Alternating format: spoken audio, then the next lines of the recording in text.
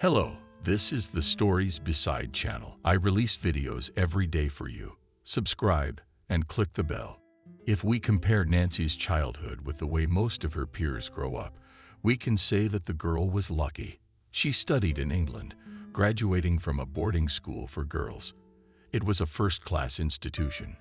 Compulsory and elective subjects, sports and excursions, beautiful surroundings and beautiful uniforms. How did Nancy get there? Her father worked in a division of a Russian bank, a prominent position. Nancy's mom had a vocation as a housewife. She couldn't imagine anything else worth doing as a woman in this life. Perhaps she should have been born in the Orient, and some sheikh there would have carried her in his arms, for she was beautiful, delicately charming, and her home was a world she did not want to leave. All those homemade napkins, plates, and pads were infinitely important to her. She could spend hours searching online stores for something that would make the apartment even cozier. Her father didn't come far for dinner, but every dinner turned into a feast. Some meals took Molly hours to prepare. And all that china, tablecloths, wine, expensive glasses created the ambience, so to speak. But when Nancy was at home, she felt older than that. The girl's mother so helpless outside these walls. May beautiful hair, silk dress, and jewelry may not take her eyes off her, but if this well-groomed house cat had found herself on the streets, would she have survived there? Nancy, thanks to her friends, teachers, and herself first of all, understood today's day much better. She had passed her driver's license early. She was going to graduate high school and live apart from her parents. But then disaster struck and her plans changed abruptly. Actually, disaster is a bit of a mouthful. There were changes at the bank, downsizing, and her father was fired. But for him, who didn't expect it, the sky fell to the ground. For Mom, of course. She also explained later in a whisper to Nancy, as if Dad could hear from the back room. But Molly's mom was terribly afraid of traumatizing his psyche. She explained that there was a great grief in the family, that her father still had some big money that he had to pay back. And at a time like this, everyone needs to be together, because there is no one to support the father. They are going back to Russia, and now the father will work there. Nancy did not remember her homeland. She only realized that her life would change completely. Maybe if she had been older, she would have borne it harder. But youth is greedy for impressions, and Nancy didn't mind seeing the world. It was a shame to part with her friends, but she thought she'd go to a school like this one back in her hometown. Yeah, now things had changed more than she could have imagined. Finding herself in an ordinary Russian school, Nancy felt like an alien. The first time it was so hard for her that in the evenings, shutting herself in her room, she cried. Something she had long since gotten used to. Only when she was very small had she shed tears like that. After Nancy, evaluating her, in general, not bad class and girls not at all mean, moderately mocking them, and up to passionately curious, and boys who clumsily tried to woo the English girl who spoke with an accent.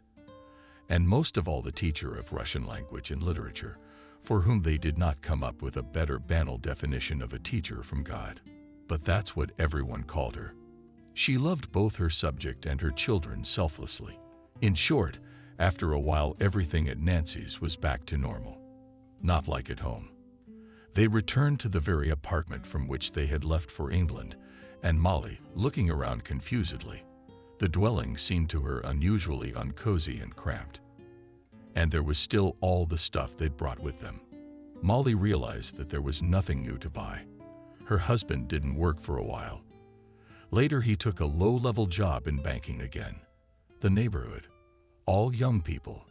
And he started drinking, and in a way he remembered his past faster than his wife, and realized that expensive cognacs and the like were no longer for him. After all, if you drink every day and not just occasionally, you will spend a fortune on elite drinks.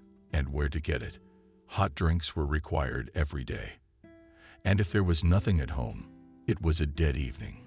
Dad figured it out real quick. Maybe he had a family history of alcoholics. Molly, on the other hand, was genuinely lost.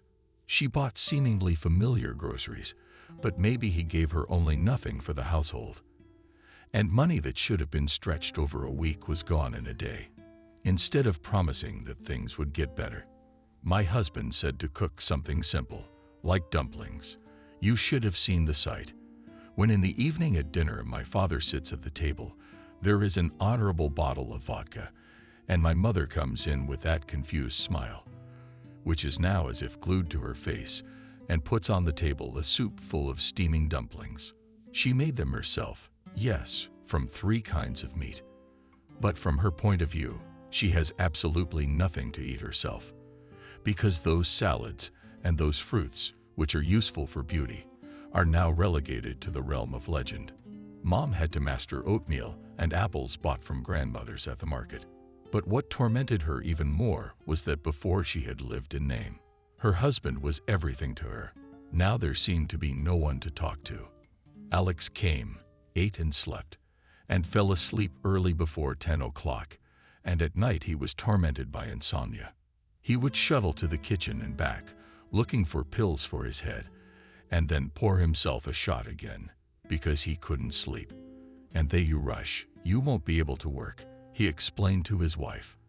When she shrank to the left, exactly sick asked him maybe enough. In the morning, the father got up, detached in age, put on the main shirt, which Molly served, shaking hands to tie his tie. At the bank, he was already careful not to show it to customers.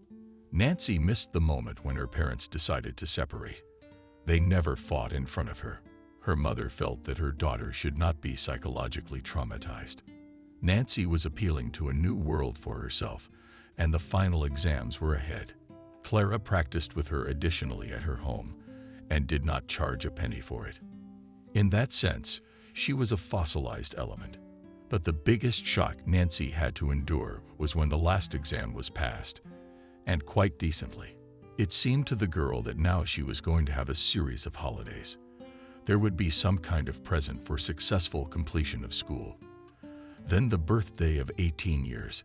Then she and the girls will apply to the university. And then Dad and Mom call her into Dad's office, close the door behind them. Daddy doesn't look like himself.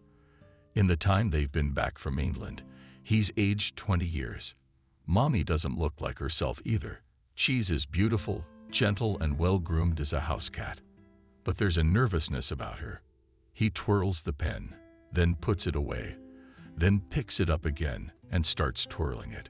We want you to get married in a month, Mom said. And again, please. It was so wild and impossible that Nancy asked, and if you could, spell it again. The thing is, I'm getting married soon too, Mom said. Nancy didn't know what to do. Clear her ears, support her dropping jaw, cover her face with her hands. Mom explained. She had met a man. Or rather, a man had met her. Mom always took the second role. She didn't say, I've always met a man. I was introduced, beckoned, proposed to, charmed. Nancy thought once again that in the East she would not have been valued. So Mama was met and charmed to the point of madness by her. So she was getting married. Mama didn't add, and Nancy didn't ask. She just assumed Mama would have a life like before, or maybe even better. Sailing caviar, silver roots. In short, the family was breaking up, and Nancy urgently needed a place to go, to shelter her daughter in a safe harbor. Mom, this is the 20th century. Nancy was so stunned that she almost forgot the Russian words. She wanted to switch to English. I'm going to college. I'm moving to a dorm or an apartment with girls, and I'm going to visit my dad. Your boyfriend, as I understand, does not want to see me. Mom patiently sighed and shook her beautiful lips. Then she explained she had pulled up all her connections, kin to 3 generations, grandniece, great-niece, great-nephew, stepdaughters. But she'd found an absolutely marvelous match. 39 years old, single, rich, already seen Nancy's picture and invited to dinner on Sunday. Nancy thought that if Daddy drank, then Mommy must have been into drugs, and not exactly light, maybe even heavy. An overdose. You'll be home on Sunday. Mom folded her arms across her chest, thin white fingers, manicure, stylish rings. Nancy was going on a bike ride with the girls this weekend. Now the plans seemed to be shutting down. Of course, it was possible to run away from the apartment unnoticed in the morning and rush to the girls and ride already from them. But suddenly the weather turned bad, as if it were at the same time with Mom.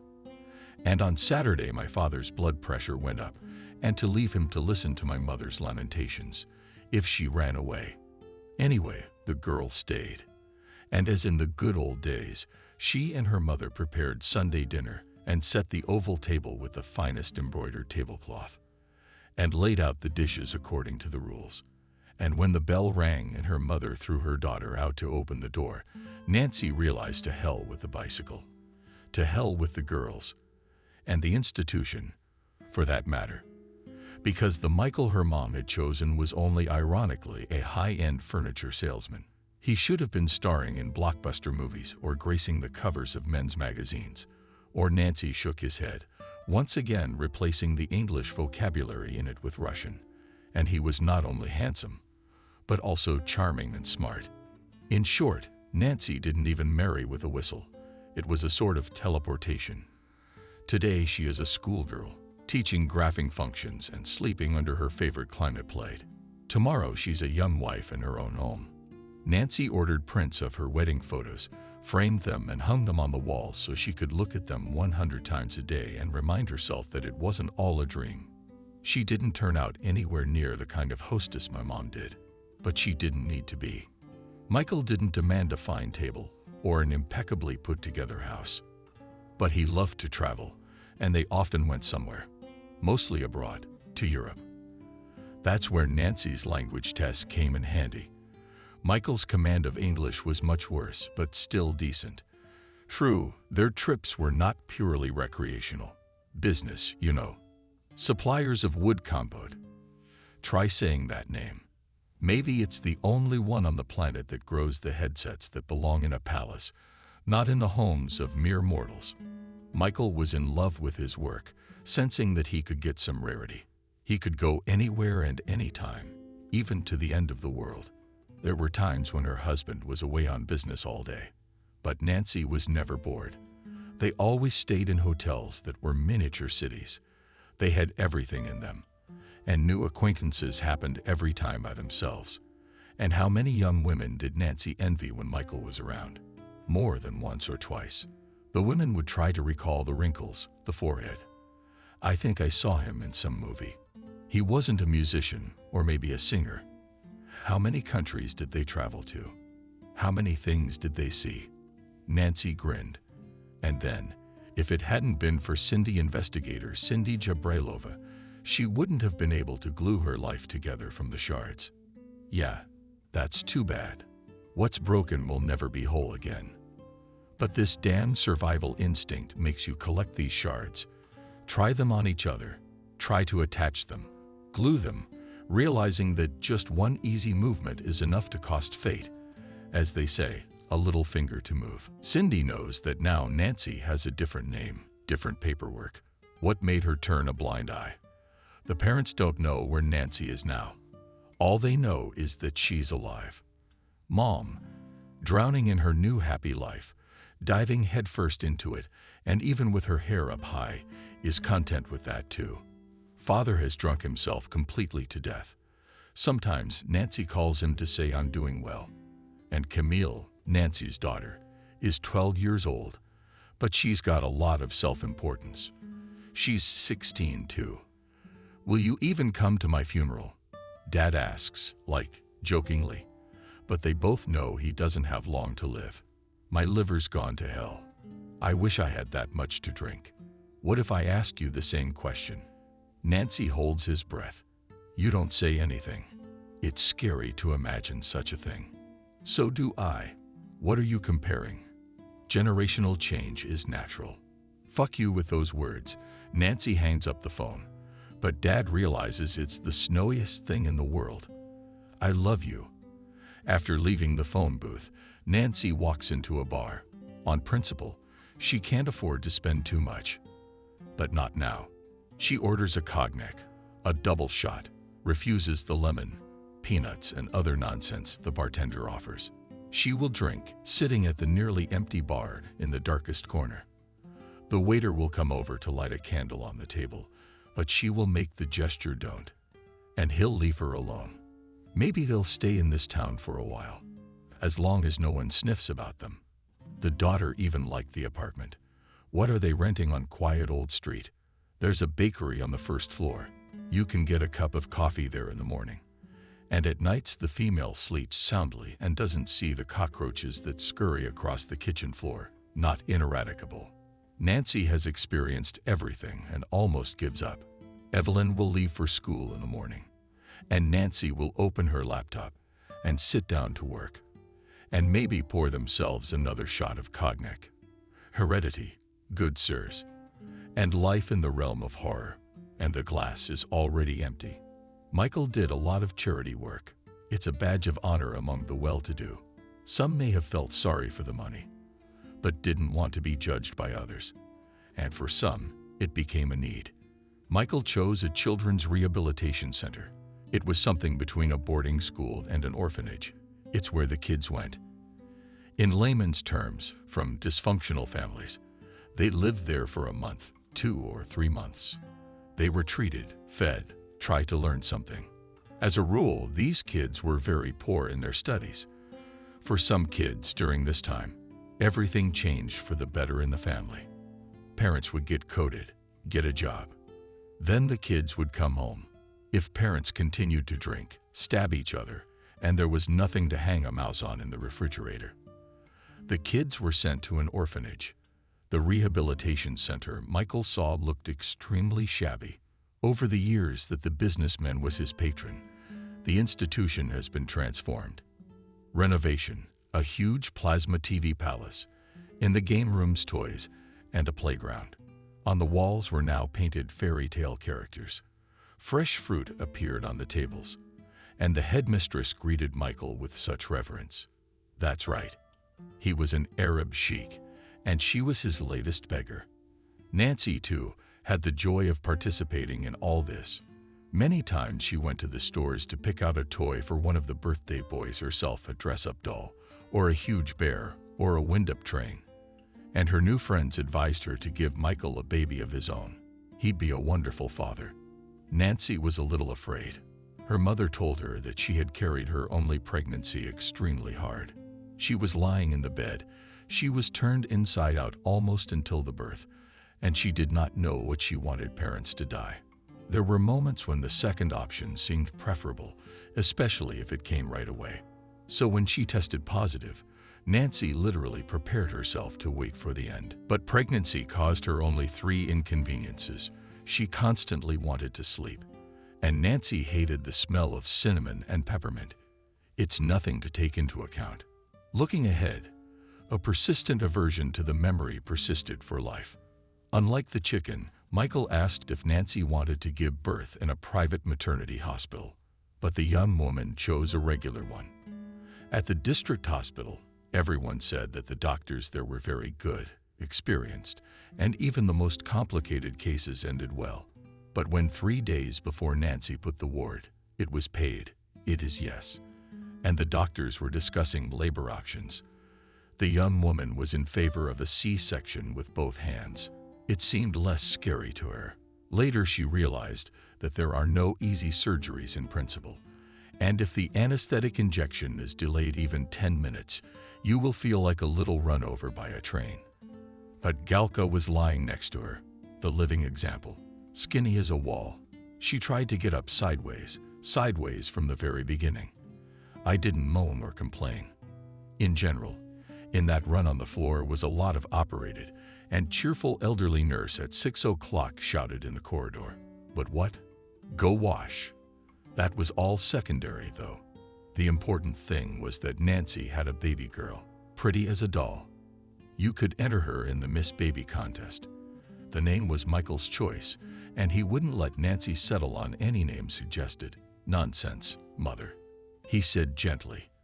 As for luxury names, they used to be given to their children by the blatant, and now by soap opera fans, and the folk versions. Before, Daddy was asked to find a baby a prettier name. like the gentleman. Let's focus on noble families. Let's keep up the good manners. Nancy, while she was reading to her daughter, didn't listen too much to what her husband was saying. In fact, she didn't care as long as she didn't get sick. Michael hired an au pair. An elderly, pleasant woman came for a few hours a day, made the house cozy, filled the refrigerator. And it seemed to Nancy that even though she had warm conditions, she was still a zombie compared to the other women. Evelyn lay awake at night like in the movie From Dusk Till Dawn. Nancy wandered around the house with her so the little girl wouldn't disturb her husband. And during the day, Nancy went from room to room with ampoule eyes and often clung to corners. Her parents would come over to see their granddaughter. "Strange, and I was sure you'd have a boy," said the father. "At least one in our family. I thought the ultrasound said so. They're often wrong." "I like your house," Mom said. "It has a face. Michael is good. He appreciates things so much. He chooses them so carefully. Every table has a personality." It's all the rage these days to have apartments as impersonal as spaceships. It looks like an astronaut is about to swim into the room, push open the door of a secret closet, and pull out a spare spacesuit. But Nancy could not, like her mother, turn into a housefly, or rather, a smokefly. And when Alex grew up, Nancy started drawing. It was kind of unbeknownst to her. She'd never been to art school or even a studio before. And then her soul asked for creativity. Nancy bought some paint-by-numbers pictures of brightly colored parrots and a ship against the sunset. Mom had never heard of this kind of painting before. With a twinkle in her eye, she decided that her daughter had awakened a talent. "Well, it's all right if you slept a long time." Vaughn, Susan Boyle, at 47 years old, went on stage, sang with an angelic voice, and everyone went down. I mean, they stood up and gave her a standing ovation. Maybe there was a repin in her daughter too, and life was finally pushing him around. Nancy was amused. She tried to explain to her mom it was like embroidering a pattern. But for one thing, Mom was in a hurry to get to the hairdressers, and she didn't have time to listen. Second, she wanted to believe in miracles. And then Nancy brought home a third canvas and small plastic cans of paint. It was going to be beautiful, a winter night, a starry sky, a hut with a lighted window, a black forest in the distance, and a black fence. Pisanka was playing in the playpen with her cubs. Nancy picked up the brush, but in that instant she stopped, realizing that the clearly defined borders on the diagram had been drawn, and the numbers had changed shape, merging into something else. She drew quickly. Her hand was wildly accurate. Not once did the brush waver. She didn't even have to look at the numbers if she read them from the jar. And at the same time, she experienced a feeling that had never come to her before.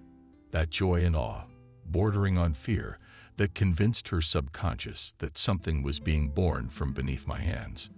Something more than I could. Still, she felt dizzy, and God knows how it would have ended. But in fact, it had run out of paint. 2 cans of black and blue were empty, and the rest stood almost untouched. Nancy, shaking her head. What a winter! What a cottage! There was no cabin in sight. Before her on the canvas was the corner of some dirty barn, and a boy thin to the blue, with bell-bottomed, dirty hair. She had never been able to draw a boy cat, would not have been able to draw much less a man. Nancy flung the canvas away from her, tossing it like a living thing. She didn't hang this painting on the wall. She slid it into a corner in her studio, covered it with sheets of absorbent cotton. But painting was becoming a need for Nancy, moreover, an addiction. The kind of withdrawal that happens without cigarettes, without the internet. With Nancy, without something to leave a mark on and something to leave a mark on. She began to catch herself sketching some scenes in pencil on wallpaper, in the margins of magazines, with her finger on the window. They had a girl like Kathy at school. Every time a lesson turned out to be boring, Kathy drew on the last pages of her notebooks, and drew exclusively high-heeled shoes, stiletto heels, high as stilts. The shoes were rose-colored or bowed with leopard or snake bows, but Kathy was drawn to graceful ladies' shoes. It was an excuse for her to keep her hands and mind busy. What about Nancy? What about shoes and bows? She herself was frightened by the drawings, as if something was appearing on the other side of the sheet that was staring her in the eye. Some male faces, sweat, compressed lips, a piercing gaze, possessed, devoid of pity, hands clenched into fists, some slums, and a screaming woman. Nancy made an appointment with a therapist. He was a short man with a red beard. Nancy later learned that he hated women. It happens. He always blames women for everything. They go away after their sessions, snot on their fist, and ashes on their heads. Rick considered it a minor case. Enroll in an art studio, he advised. Let them teach you to paint what you like, and don't you try to do some housework. You must have neglected your husband with his laws. There was a group of amateur and novice painters in town. In the summer, we'd make arrangements and go out together on plein air. It was noisy and fun. The attention of spectators was not embarrassing, and the works were then brought to mind and exhibited. Nancy joined this company, left her nanny to the loom, and went with the artists to paint the half-ruined manor house. She hoped that in the presence of other people her hand, which had a life of its own, would behave decently. Everything started out splendidly. The young people were given a tour of the manor, fed a hot lunch in the school canteen, and led to a clearing where the desired view opened up. "Create, Nancy, please," said Nancy to herself. She had all she needed: paint, canvas, and a shift in her mind. She began to paint as carefully as if she were drunk. But there was no way she could show it. Great. Already the walls were outlined, plaster shaken, windows without panes, empty dark openings, tall grass that joined the dying house. Nancy started late to pour. She wanted to finish sooner to get away from the canvas, as if it was cold here, near it. But take 2 steps to the side, and it's a hot summer day again. "Oh," said Jenna from over my shoulder. "Who do you have?" Jenna was sort of the unspoken leader of their group. She'd been drawing for a long time. Sketching was quick and easy. She was clearly talented. Now she lived behind the artists and watched to see who was doing what. Nancy looked at her work and barely refrained from forcing again, "Your mother." Yes, it was an old gentleman's house, perfectly rendered. Only there, it was by no means the height of day in the painting, but early twilight and black window openings ruled. And in the far right someone was there. Someone standing in the depths of the room, barely recognizable, and in the darkness only the eyes were clearly visible. Maybe the last light was falling on them. The eyes attracted and beckoned. Jenna was silent for a few seconds. "It's kind of creepy," she said. "Maybe you do not only draw, but also horror stories. What then? We will sell these pictures that we paint nowadays. And you know, but don't take offense, I wouldn't buy yours. I think if it hung in my room overnight, those eyes would glow." Changed her last name, middle name. She kept her name. True, no man ever called her Nancy. But Nancy was what was left of her old life. She wanted to get a license to carry at least a limited firearm. It was vital, and she was saving up the money. The only thing was to make sure it wasn't to the detriment of her posture. In the meantime, she went to the shooting range. At first she had to drive quite far, but then she got lucky. There was a park near their house, and there suddenly opened a small shooting gallery, which worked every day, even on weekends. At first, the owner was surprised by it unspeakably. Boys came to him, and sometimes girls and men came in, amusing themselves or proving to themselves that they are still wow. But this strange woman, who came here almost every day, and every time took a rifle with such a look, as if it was the main thing in her life. At first she was a private, a beginner, and often missed very often. Then the holes in the target began to get closer and closer to the black center, until finally they began to converge there and merge into each other. One day another regular at the shooting range asked Nancy, "Are you an athlete or just nuts?" She didn't answer anything, just looked at him intently. About a week after that, they found themselves near each other again, in a small pavilion. This uncle was inferior to Nancy in marksmanship, but not by much. "Have you got any money?" He asked carelessly between two shots. "Do you want to rob?" she inquired, noting the different tone of voice. Now he was talking. "Hard like that.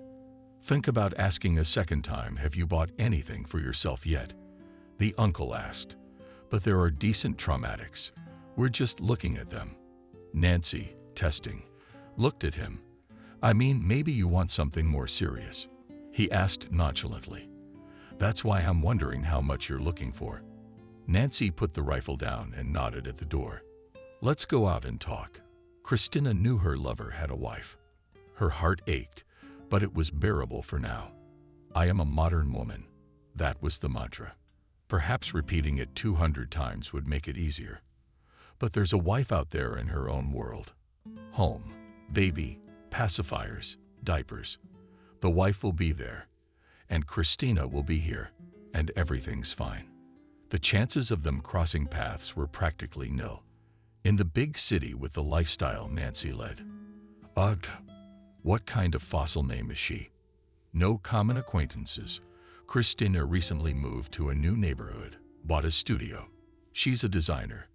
Adds charm to faceless housing. Roughly speaking, she makes a little candy out of nothing. She and Michael are past and future. Does he have any Marie Antoinette tricks? She's got tomorrow. In the mornings, Christina went to the window where the sun poured in. No curtains. 24th floor, with only the sky above and the birds at arm's length. Soon something will be invented, and it will be possible to open the window to fly with the birds. That's not to say Christina didn't dream of what could be, but all dreams extended to the short term. Michael said tomorrow, we will go to a concert, to an exhibition, to a restaurant. He realized Christina in four walls to lock up ridiculous as a bird sometimes sounded. We'll fly to the sea or go on a cruise always, no longer than a week. Christina didn't guess. She knew that at home Michael talked about business trips and suppliers. And Nancy, busy with the babies, didn't give a damn where he was going. The head assistant came in every day. Christina was not the kind of girl for whom luxury and happiness are equaled. She valued impressions above all else, and if standing on board of a cruise ship, she stopped with delight. Admiring the northern lights, she, in general, it did not care whether her cabin was luxurious or not. Working with interiors and things, she was at the same time as if she was above it, honoring the power of nature, works of art, human feelings. However, Michael was not stingy at all. He gave her gifts very often.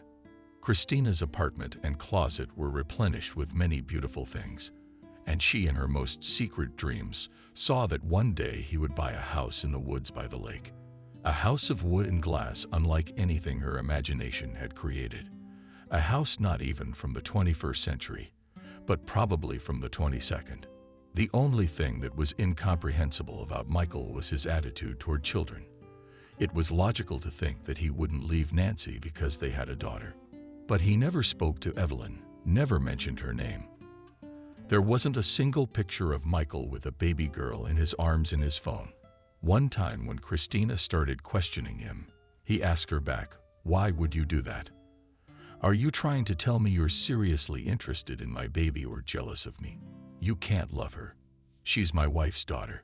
Just don't go playing all goofy and fawning over pictures of the girl. The truth is, you wish she wasn't here. That's it. It's been like that ever since." But Michael talked about these perished children willingly and a lot. He talked about the new girls and boys at the rehabilitation center. He often went to see the kids, mentioned when he had managed to arrange someone's fate. It was all incomprehensible. But Michael had never fully opened his soul to anyone, and Christina only had to put up with the brackets of the man she loved. This week he told her again. A weekend away to the seaside. He never gave her much notice. At least she didn't have to think about anything. Tickets, hotels all appeared exactly by themselves, as if by magic. The only question Christina had was how many days to take things for. Of course, it was inconvenient. It was not uncommon to have to explain force majeure to clients, sorry, humbly, without going into details. The lover called. I can't refuse. Michael never talked about the house, although he often remarked in passing that they should not hide anything from each other. But he was hiding a great deal. Christina had realized it that very evening by the sea. Hell knows why this trip had turned out so well. Only 3 days absolutely and out of season. November and Russia. What to do in Russia in November by the sea? In a small hotel where students should live because it is about to close for the winter. In the meantime, there is a heater like a breeze, and for entertainment, counting the flies that died between the frames. But these 3 days have been crazy, beautiful. While it was light, Michael and Christina wandered along the shore and went far beyond all the wild beaches and the sea that doesn't care that the world is in the month of fall. The sea, which hadn't lost an ounce of its charms, lavished them with gifts that there was no one to collect now. All these shells are refugees of the depths. Christina could pore over them for hours. They sat in a cafe on the deserted, almost waterfront, or on the adjacent street, where in summer there is no crowding. The menu was sparse. Maybe the hosts did not expect guests at all, but they received Christina and Michael not even as guests, but as distant relatives, perhaps. They carried everything they could treat themselves to, and fish fried for themselves, and homemade wine, and bubbles, and buttery cheburiks, which a minute ago were grumbling in the pans. Michael tasted wine and invariably took a bottle with him. If it was a clear, starry night, they stood on the balcony for long periods of time. It overlooked the forest. There was nothing to fear that anyone would see cold, but they could get back into their blankets. They drank wine from the simple granite glasses that were in the room with the wine, and the huge southern stars, especially bright from the light frost, were moving away and closer, almost touching their faces. And if it rained, they drank wine in bed and listened to the noise outside the window. And there was the safest harbor in the world between the blanket and Michael's body. Christina did not breathe, and this harbor happiness overwhelmed her, and she was afraid that she would leave with her breath, dissolve into the air, and the night would end. Usually no one called Michael. Christina didn't understand how it was possible. So if Michael disappeared from her life, she wouldn't notice it at all, just as long as he sent money. Christina wanted to call and offer Nancy a payoff, but there was an invisible line she shouldn't cross. Asking Michael about the shared house to pay Nancy for it was not an option, and yet she was infinitely surprised when his phone suddenly rang at 200 hours. They were still awake, though the bottle was almost empty. And this time, it wasn't wine, but tincture. Christina's eyes were already draining, and Michael seemed to be just really drunk. He reached for his phone, glanced at the number, and answered it immediately. Then he went into the bathroom and closed the door behind him. He came out 5 minutes later. Christina had been flirting the whole time. Not a word, not a sound. She hadn't been around at all. But now she asked in a falsely sympathetic tone, "What's the matter with your daughter? Sick?" "Burned out," Michael said. He seemed to want to punch her with his fist. Then bullocks with excess of feeling. He was glowing with joy as Christina sat down, ready to share in his celebration. Dan, there was almost nothing left. Michael flipped the bottle over his glass, and there's nowhere to take more until morning. You don't leave me anything yourself. I'm wasted and fuming as it is. So what happened? Maybe if it hadn't been for that particular moment, she wouldn't have known anything for a long time. But it all came together. Christina listened. She was lying under a warm blanket, but her hands and feet had become icy cold. And when Michael, in turn, fell asleep, she somehow got to the balcony, hung over the railing, and vomited for a long time on the flying lilac bushes. Luxury furniture is priceless antiques, you say. Ha ha. 3 times. Nobody needs them, those kids, Michael said in a memorized voice. I always know before they're brought in that they'll be taken away from home to this very orphanage. If it's something worthwhile, then it's easier this way. Like they run away from home, and that's it. That's all they'll whistle or the money's gone. You know how many of these bids go missing every year? Where? All over the country. And from their own alcoholic parents. That's a godsend. And if it's something really big, It's crazy. Once in 100 years, a boy is like an angel, a girl like a doll, then you can get one from an orphanage. I'm sorry, they're not torn either. Things happen. Lost just like that. Where are they going? I didn't know if she was saying that or someone else. Into good hands, Michael said in the same confident, drunken voice. What do you think? I boil them in butter and pepper them just as good as they were. They won't be. What do you want? You want me to tell you all the schemes? It's a brandy thing. I thought the organs. Christina's voice got all thin. A squeak, not a voice. Come on, it's rare, Michael reassured her. I've done it a couple times, just not chicky usually. One time, and anyway, there was this tiny Botticelli painting. His hair was below his knees. 3 years old is also a piece of cake, and they themselves, of course. I only drive bridges. There were others watching. Mother turned away in the store, and did she disappear at all? It happens. And where is she now? In a good country. Favored daughter. Michael said it with such pride, as if it were his own daughter. She's probably forgotten her hometown 100 years ago. Little ones have short memories. The Glock turned out to be a great gun, though Nancy gave a sum worth mentioning for it, and for Dizzy. The gun had 2 hiding places, one in the car and one in the house. Nancy understood the dangers of illegal possession, but she wasn't going to reach for the Glock until the last minute. And then she wouldn't care about anything else, as long as they stayed alive, or at least the sled. Nancy couldn't relax for a minute because of her daughter, and the female was getting harder and harder to handle. In this school she was in now, the girl was new. It was hard to get acclimated. It took time.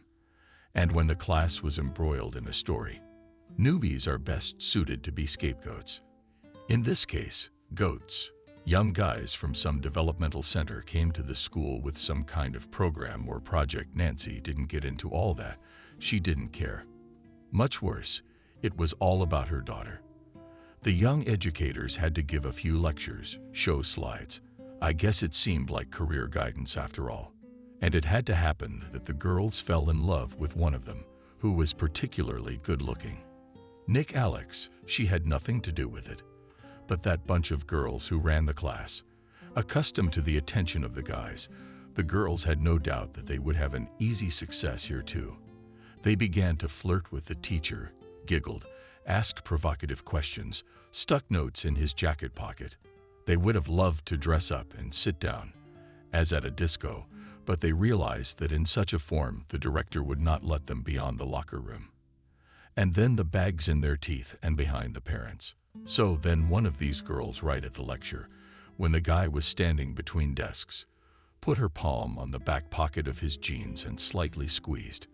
At this point, the young man's patience ran out. He went to the principal and asked to be excused from that class. Emily's, old school ladies. Even Shannon stood up in dismay. The class teacher and both head teachers, the school psychologist, the parents and the ladies from the police were immediately on the alert. Put everyone on the register and all the way to graduation. That was the least the girls were firmly promised. The female, who due to the peculiarities of her biography, not only was not friends with boys, but in general shunned all representatives of the male sex, was afraid of them, and did not trust them, now fell under the crush. The very girl who had done all this, sodding so that she was burnt with water, claimed Alex put her up to it. No, she didn't go easy on him. Promised her $5,000 for that kind of fun. And the girl needed the money badly. Daddy got fired from his job, family starving at home. So I had to take her up on it. Stupidly, of course. Stupidly. Forgive me for being a fool. This version of the girl voiced in the office of the director. Immediately, the female was summoned there when she heard what she was accused of.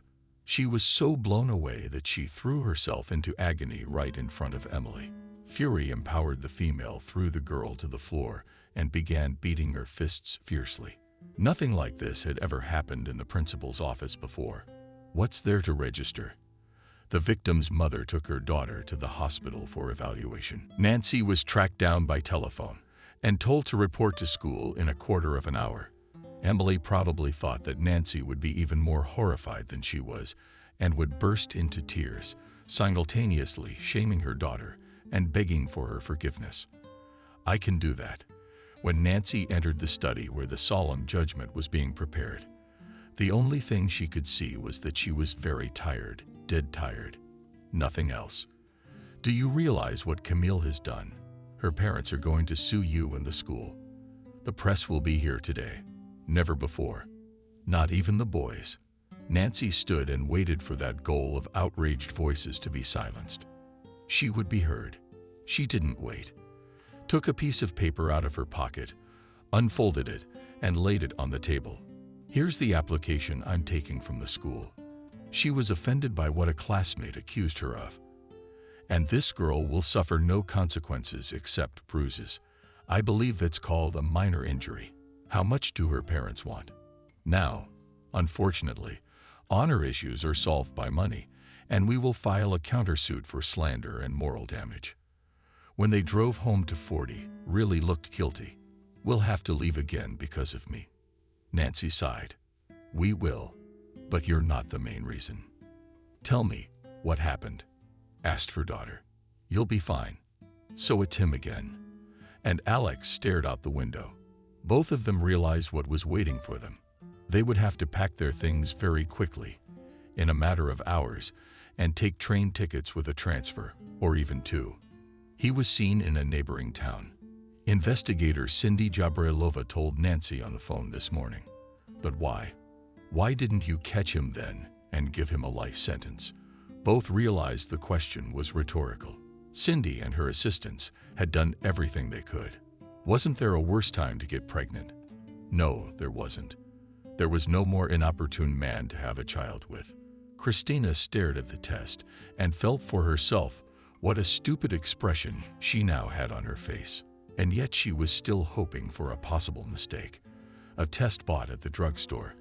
And she compared it without realizing it to an inexperienced medical professional who only assumes but is not sure of anything. She made an appointment with the city's best gynecologist for an appointment that cost a fortune. She didn't care. The appointment was a week in advance. 7 days sounded ominous, like the movie The Call. With great difficulty, Christina managed to focus on work, on these projects that could never be abandoned. When the order somehow managed to finish, the girl went around the room clasping her hands and something silently whispered, mouth, as if begging for something fate.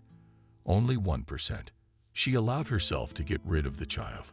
Christina herself was given to her mother with great difficulty. A fictitious child. Long years of infertility treatment, when everything was put into motion. Parents turned to professors and grandmothers to drown. 100,000 sanatoriums, depression, attempted suicide, and finally, the long-awaited pregnancy, which could be terminated at any moment. Mom was on the reservation from the very beginning to the last day.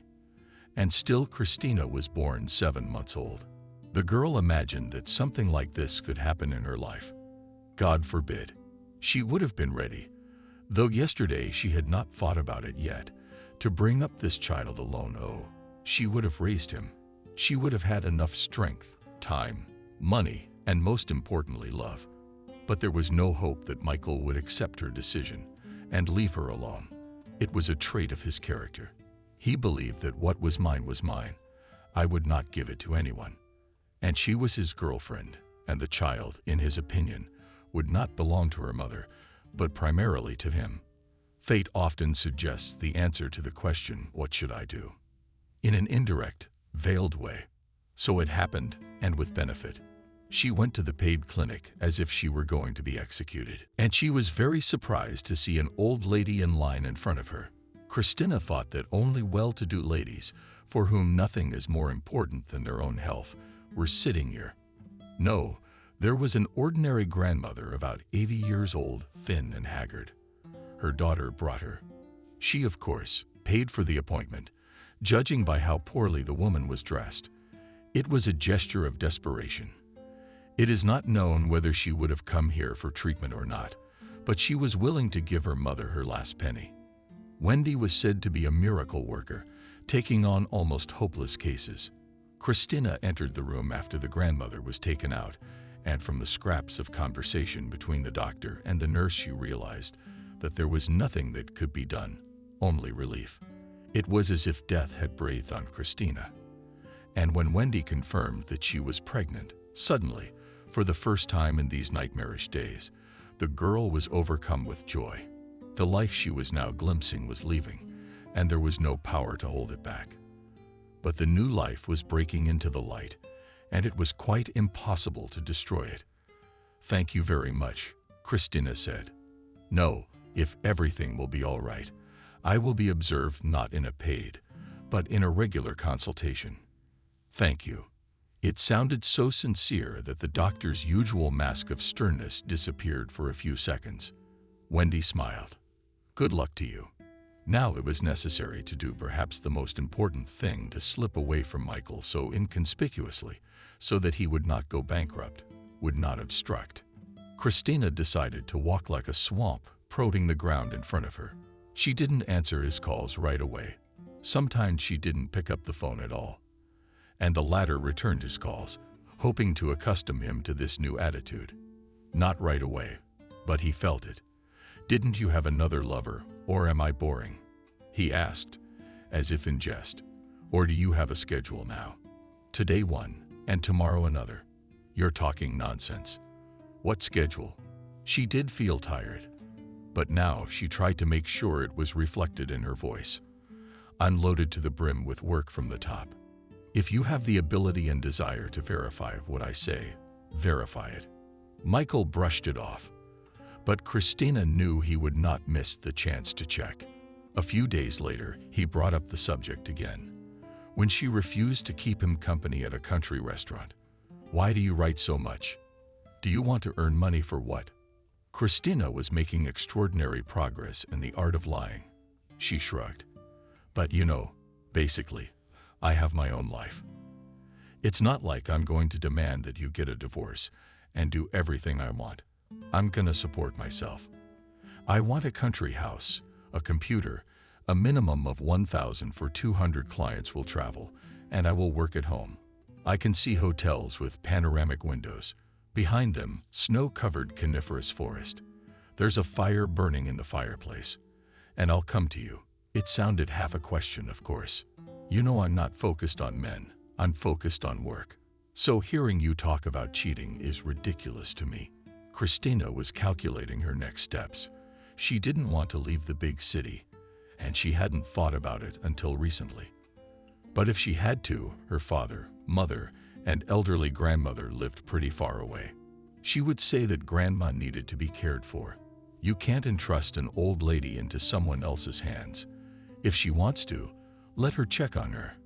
Grandma lives separately. She is already 86, and of course at this age there are no healthy.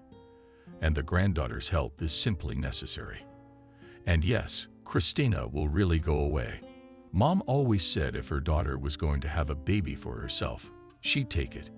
And I don't care if it's from a Negro, or a Chinese, or the President of France. Mom added, emphasizing the extent of her selflessness. And then the day came when Christina came home, and Michael was waiting for her, lying on the couch.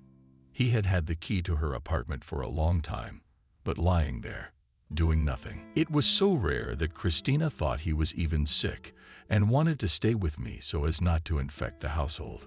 "Why didn't you tell me you were pregnant?" Michael asked. As something insignificant, Christina took off her boots in the hallway. She froze, dreading that moment when she would accelerate and face him. At last, she managed to control herself. "How do you know?" she asked. She took the grocery bag into the kitchen and began to sort through its contents, taking her time. Some for the fridge, some for the cupboard. "Didn't I tell you? Don't even try to hide things from me. You have to say things like that. There's nothing to talk about yet. It's still a symbolic term. I get it. You haven't decided what to do with the baby yet. But don't even think about getting rid of it. I'm guessing you don't want him. In that case, treat him like a commodity, a very expensive commodity. It's all pretty straightforward." When her eyes widened in horror, That's something she couldn't have thought of. Could you treat your child like that yourself? He grinned. You should know what I'm up to. Christina closed her eyes and leaned against the wall to keep from falling. It had happened on the most ordinary day. The female was going into first grade then, and Nancy was all nervous, even though the school was close by and the kids could come home on their own. The parents of the little ones crowded at the classroom door long before the last class was over to pick up their children. There was nothing to sit on, but mothers and grandmothers stood in a tight circle and discussed.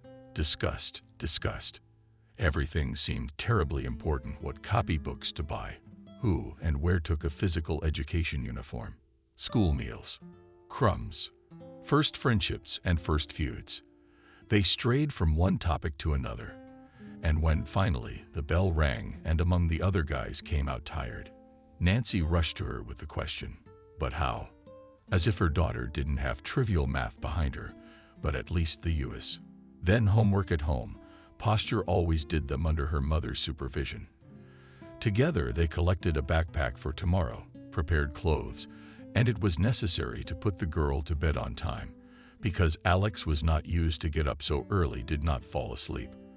For the first time she had shadows under her eyes. In short, the week was exhausting and scary for both of them. And if before they tried to plan something interesting for the weekend, this time Nancy decided not to go anywhere in themselves. We'll have a leisurely breakfast, watch a movie, order a hamburger and ice cream at home. Nancy anticipated that even after lunch it would be possible to take a nap or at least to lie down with a book, to bask in the bath. At that time her ideas of happiness were the simplest. But then Michael called, saying that he was suddenly free and had already taken tickets for some children's play for the evening. When Nancy heard this, her face hid so much that her daughter giggled. "Good thing Daddy can't see you," she said, but it wasn't theatrical. They were both in the mood. Didn't feel like pulling out the outfits, Dad's emergency. Like Grandma Nancy used to say, then drive a long way. I didn't want to sit in the audience. I wanted to relax for once. But Nancy knew Michael could insist, so with a sigh, she opened her closet and began going through the racks of dresses. They didn't have a lot of clothes. Nancy wasn't much into fashion or dressing up. Evelyn didn't care much for bows and bars at that point. Michael was to pick them up at 5 o'clock. It was just about to rain. It was starting to get damp, and it would have been so nice to stay home. But who knew that fate would grant their wish in the most unexpected way? When the doorbell rang, Nancy was surprised. Michael had never before forgotten to take the key. But when she saw blood on the doorstep of the not-so-young policeman, an accident, Michael was dead. If he had been alive, she would have gotten a call from the hospital. There was not a shadow of sympathy on the faces of the policemen, however. They had come for Michael, and she had been forced to let them into the house to make sure he was gone, and had been gone since morning. Nancy followed them as they went around the rooms. What happened? He hit someone. It was the first thing that came to her mind. If he hadn't been hit, then he might even be dead, or some kind of business problem. But then do the police suddenly show up at a house like this? She didn't understand much about any of this, but it seemed to her that if there were any financial problems, Michael should have been sent a paper or invited somewhere. "You're coming with us," one of the policemen said. "What about the baby?" Nancy was confused. How long is this going to take? How am I going to leave her? Alone? What's wrong? They'll explain everything to you there. Nancy called a friend and asked her to come and sit with Evelyn until she got back. If it's too late, you can stay the night at my place. But what she learned at the police station was the end of her former life. At a noisy intersection, Michael's car stopped at a red light along with other cars. In the back seat sat a girl of about 6 or 7 years old. The man, who was preparing to cross the road, saw the desperate face of the child, flew to the glass, and the girl, realizing she had been spotted, screamed help. Everything was decided by seconds.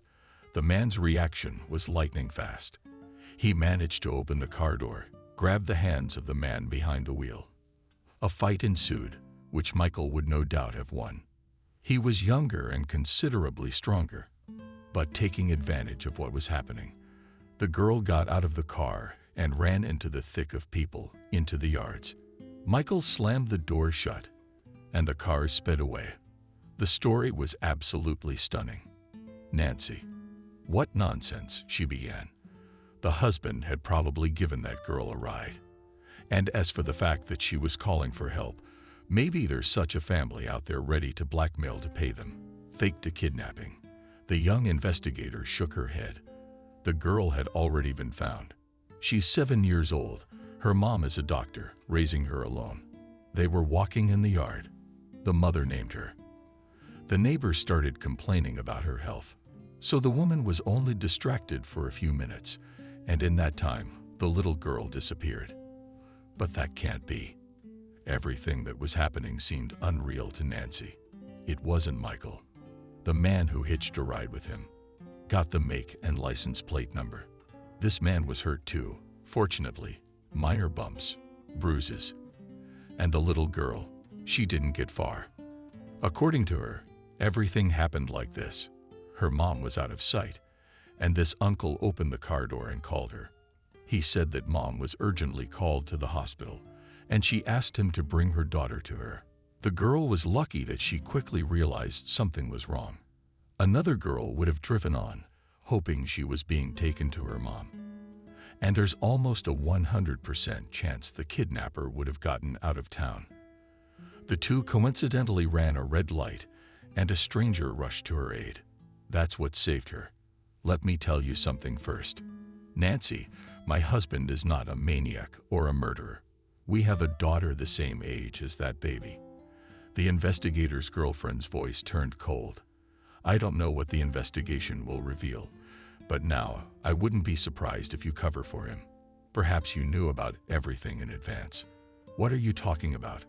I'm going to ask you questions, the investigator said, and you will answer them as truthfully as possible. Now the policeman's voice was ice cold. Then sign the report. Nancy was released in the late afternoon. The only way home now was by cab. Up to this point, Michael's phone, no matter how many times she called him, had not been answered. But suddenly, Nancy heard a familiar tune play in her purse and her husband's number pop up on the screen. But a moment before she bombarded Michael with questions, he said, "Be quiet. Listen to me, because I'm not calling again. I just got unlucky. I took the wrong job. Someone else should have done it, but that's just the way things are. Wait, wait, wait. Don't talk. You're right. I'm not a maniac or a murderer. Children are always okay. Now for a while, everyone's gonna lose me, including you. But I'll come back for you. Don't be afraid of interrogation. You have nothing to say. You really didn't know anything." As the investigation progressed, even those in charge of the investigation became uneasy, even though they were hardened men. It turned out that many were in the business and management in the rehabilitation center and in the orphanage. A peculiar price list was also discovered. Those parents who did not care whether their child would go to the state food or would be sent somewhere abroad received the least. Of course, not all children passed the selection process, and much mattered gender, age, health, and appearance. The case was widely publicized, not so much because of children from marginalized families, but because several girls from well-to-do families disappeared. The vain search lasted for years. It cost the parents a lot of money, up to and including the madhouse. And the clue lay close at hand. Now many people have been sentenced, and only Michael has managed to escape. Nancy had already been through a terrible shock. Her family had collapsed. She found herself the wife of an outcast criminal. But that wasn't all. She started receiving anonymous phone calls. She was intercepted at the front door of the house.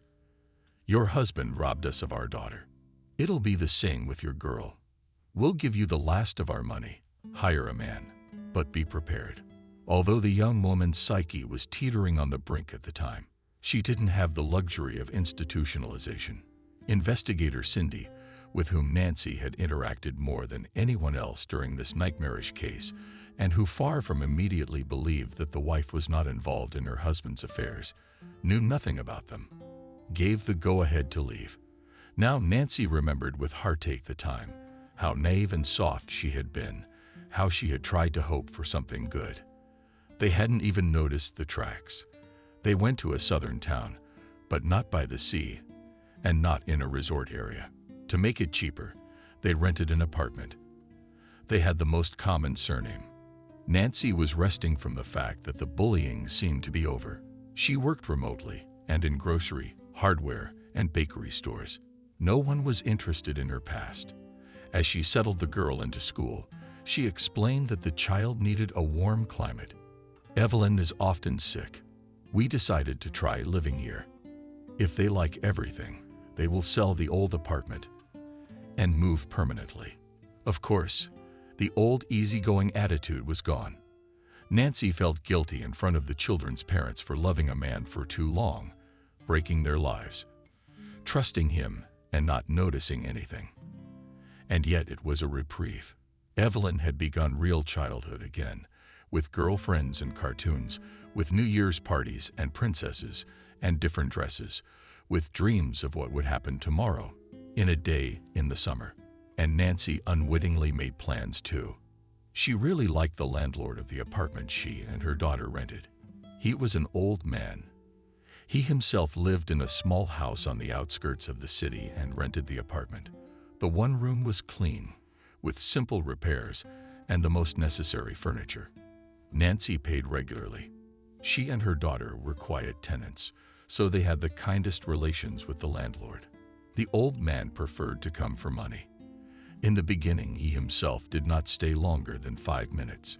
He made sure that the apartment and the tenants were all right. He put some bills in his wallet and said goodbye. Then he and Nancy got to talking. From then on, she started inviting Sebastian over for tea. The old man had lived a long life, was a keen beekeeper, and told many interesting stories about the town's past. And when Evelyn at the end of the evening timidly approached him and asked for permission to get a kitten, the old man was quite sympathetic and patted her on the head. "You can have a dinosaur." He gave her permission. They had already agreed that it was from Sebastian that Nancy would buy the apartment, for which he was asking a very reasonable sum, and they both got used to the place. And then the phone rang. The number was unfamiliar, and Nancy assumed that it was probably from the bank, another amateur credit imposition, or perhaps fraudsters posing as investigators. There were plenty of them now. But when she heard her husband's voice, she almost dropped the cell phone, dropped the call, stood with her heart. Michael called again and again, until she finally answered, "What do you want?" He couldn't help but note the hatred that sounded in her voice. His own voice, however, sounded calm and even relaxed. "I just missed you. Forget this room and both of us forever. How much grief. Levchenko, listen to me." He continued to speak so serenely, as if it was a question of what to cook for dinner tonight. "Be patient a little longer. Soon I'll take you both, and we'll leave. If you need money, let me know and I'll wire it to you. It's a good thing you chose Pinsk." He named the very town they were living in now. "So small, out of sight. I'll let you know when it's time to pack. I can't call you often, you know, but you'll still hear from me or through my men. And he'll be out of our lives." So many feelings of pleading, rage, and disgust were put into these few words that even Michael was affected. There was silence for 2 seconds. "Song, do you really want to be alone?" Michael asked softly. "What do you mean alone? I don't think you'll go back to your mom. You've long since weaned yourselves off each other. Your father might need your presence, your help. Cirrhosis is such a thing. Maybe taking care of Dad will make you feel better about losing your baby." Nancy felt her eyes popping out of her orbits. "It happens in moments of extreme terror. I want to tell you a story that concerns you and me directly. You don't know, of course, that once upon a time during an operation, a sickly and beautiful little girl named Evelyn was born, and a sickly boy with multiple disabilities called cerebral palsy.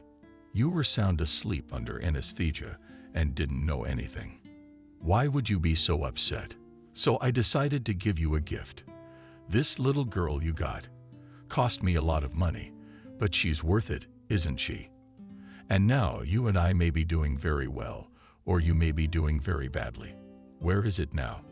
I'm telling you, it's either really, really good or really bad. The hour will come when everything will be settled, everything will be prepared, and the three of us will go abroad, under different names, of course. And there, if you want to, you can see this child. But what if I don't? Evelyn's real parents are looking for her, Lessing. I don't expect you to believe me. Take a DNA test yourself at a lab of your choice. Get the results, and then I'll call you, and we'll have a good talk. She woke up on the floor, and it took her a long time to realize if she was still alive and functioning, or if she had had a stroke, for example. And now she couldn't move her arm. Somehow she crawled to the bed and frightened the female. Returned from school by the fact that she could hardly speak and did not think well. The girl cooked her own dinner, brought her mother tea and sandwiches. She knew about those who are sick. It is necessary to take care. But Nancy could not eat, and only made a sign for her daughter to leave her alone. It wasn't until nightfall that consciousness finally cleared. Now Nancy could not forgive herself that the conversation had ended this way, though it was not up to her. No matter how monstrous what Michael had said, Nancy had believed him, and now she was tormented by several questions at once: how to make her stay with her forever, because she would never accept that the girl was not her own daughter; how to find out what was wrong with her own son. Where is he? How to take him back to her. And finally, how to free herself from Michael. It was possible to go crazy from it, because to achieve all the goals at the same time, apparently, it is impossible. Or tie your life to a criminal you hate, or losing both kids. Another option to try to get out of harm's way at least. Nancy had never liked detectives, never read them. She didn't like feeling like a fool. For 100 or 2 pages, the author led the reader to a clue, occasionally giving clues, lighting up beacons. In the end, when it came to the last pages, the reader only had to slap his or her forehead. God, how could I not have guessed who the culprit was? It was so easy. But Nancy, now it seemed that she was in some surreal labyrinth, in some nightmare. And she didn't know how to get out, because she had no experience. She went to a nearby town, bought a cell phone, a SIM card that wasn't registered to her, and called Cindy the investigator. Never would she tell her the whole truth, because it would be taken away from her immediately and get to the bottom of who her real parents were. Nancy only said that Michael occasionally calls her with threats, so she wants to change her documents through the registry office, take a different last name, and cut off loose ends. Go somewhere where she and her daughter won't be found. She understands everything, but she is not going to become a live wire to catch Michael. She's a weak woman, and she's scared.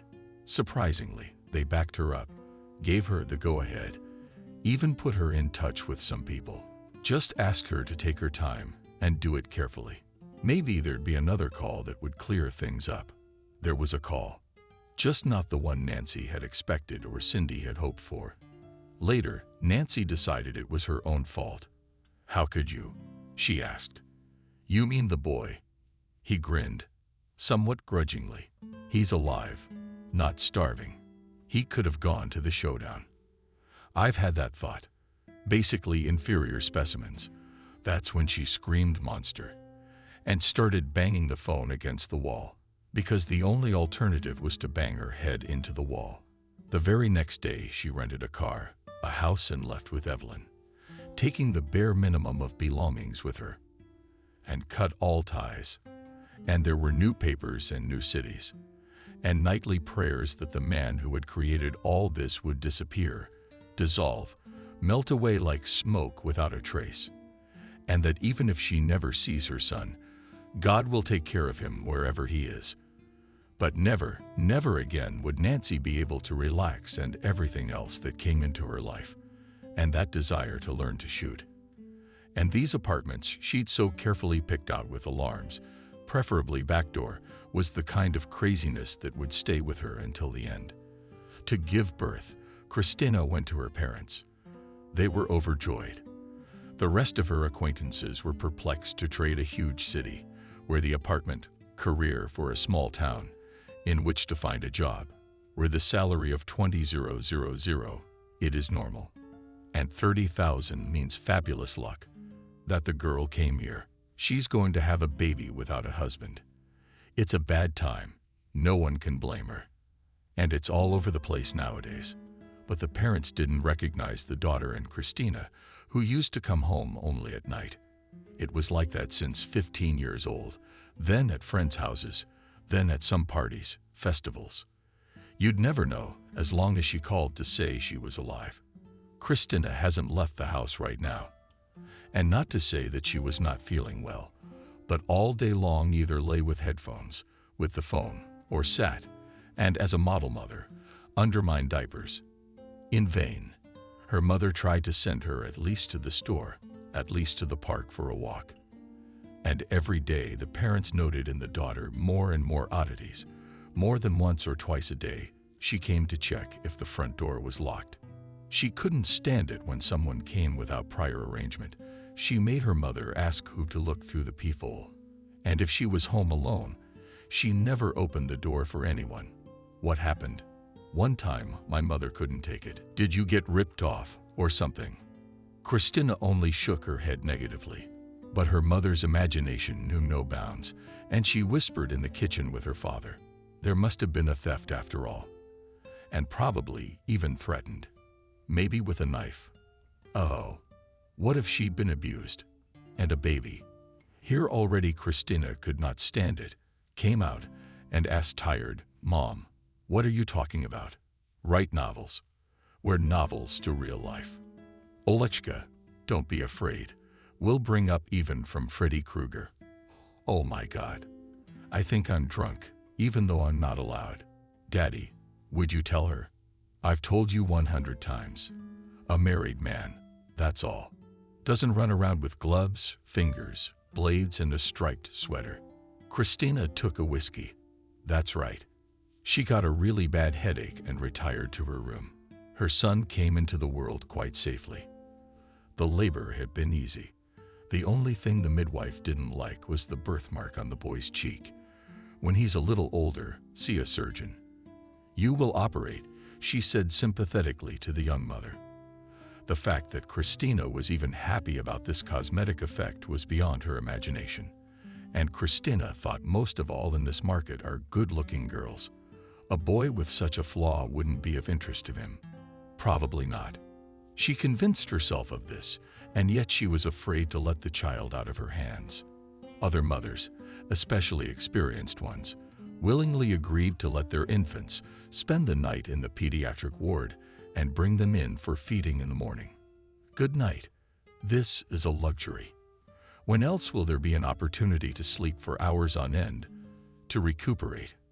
And Christina wanted her son to sleep not in a crib, but with her, between herself and the wall to crush the little one.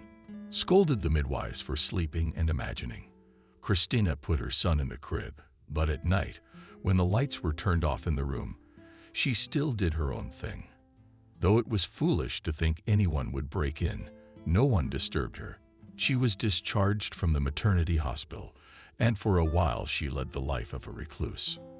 All was quiet, no call, no letter, much less a visit. Although if desired, Michael could easily find out where she lived and who she gave birth to. Gradually, she began to walk with a stroller, and when Benjamin began to walk, she already let him play in the sandbox with other children. But Christina never agreed to do the operation, even though her parents persuaded her to do it later, she said. Benjamin went to kindergarten. They were preparing for the matinee, and Christina was going to dress up her son in a night costume. That's when the phone rang. Do you need anything for your son? Michael asked, as if they'd broken up yesterday. And since he didn't hear the answer, I continued, that's why I'm asking, because I'll be leaving soon for good, and it's unlikely that you'll be able to contact me afterwards. Do the Operation Benjamin. We are beautiful. And our guy should be just as good. I'm sorry about the way things turned out between us. I'll see if I can help you guys later. But right now, I have to get Nancy out, even though she doesn't know it yet. Christina had a client Christina used to do her apartment. It took 3 wagons and 2 carts of patience. Today, everything was agreed upon, down to the color of the lid on the washing machine in the bathroom. But in the evening, the client had dinner with a friend that tossed her fresh ideas, and in the morning, the carefully crafted project fell apart like a house of cards. One idea pulled the next, and there was no end to it. In the end, Christina S. canceled because she saw it wasn't working, and she cared about her name. God forbid the client will start bragging about who designed her apartment. Christina brought the client to her home. "Oh," said the woman and sank down on the couch to take a slow look. "I like it. Please do me the same." The issue was resolved, and now this same client helped Christina get the addresses of Nancy's parents. She had the right connections, and the matter took half an hour. Addresses, phone numbers. There was no way a father and mother wouldn't know where their daughter and granddaughter were. Christina called the mother first. The woman appeared to have a very young, gentle, and cold voice, although Christina had manufactured and rehearsed in advance what she would say. To be brief and to the point, you do not find that the friend of the ex-husband is not the best recommendation. Nancy's mother asked with a slight sneer. "We both know what kind of husband he is. And I know what you mean by friend. I won't tell you Nancy's address. And don't you dare blackmail me with the danger she's in. Don't call again." There was one last hope for her father. Christina tried calling him several times, but no one picked up. Finally, when she had given up hope, she answered, judging by her voice, "Some old woman, and he sold the apartment," the old woman said, after she found out who the neighbors were. The last thread had broken, and he hadn't left a new address or even a phone number. Christina begged because she had no hope anymore. "Did you buy this apartment?" "No, I was his neighbor," the grandmother explained. "And he's in a hospice. But you know, the one on Nicotinsky." The parents agreed to look after Benjamin. When Christina saw Nancy's father, she immediately realized that he didn't have much time left, maybe only days. His face was yellow, like a mask of skinny lice. The man was lying in the ward, and at the appearance of the guest, did not even make an attempt to rise. He no longer had the strength to do so. Christina moved a chair closer, sat down, and spoke openly. She had no other choice but to reveal her cards fully. She told both about her long association with Michael and about the fact that, while she knew of Nancy's existence, she hadn't considered it, and about the fact that she hadn't known she could hate like that. And if Nancy was not warned now, there was a glass of water by his table, and in it was a pipe. Christina understood what that meant. The man can't lift his own head, and he can't take the glass. Someone has to put that tube in his lips. The man still had the strength to touch her hand with cold fingers. "I believe you, especially since I can't protect anyone else. That man has deprived me of even having my daughter by my side when He sighed.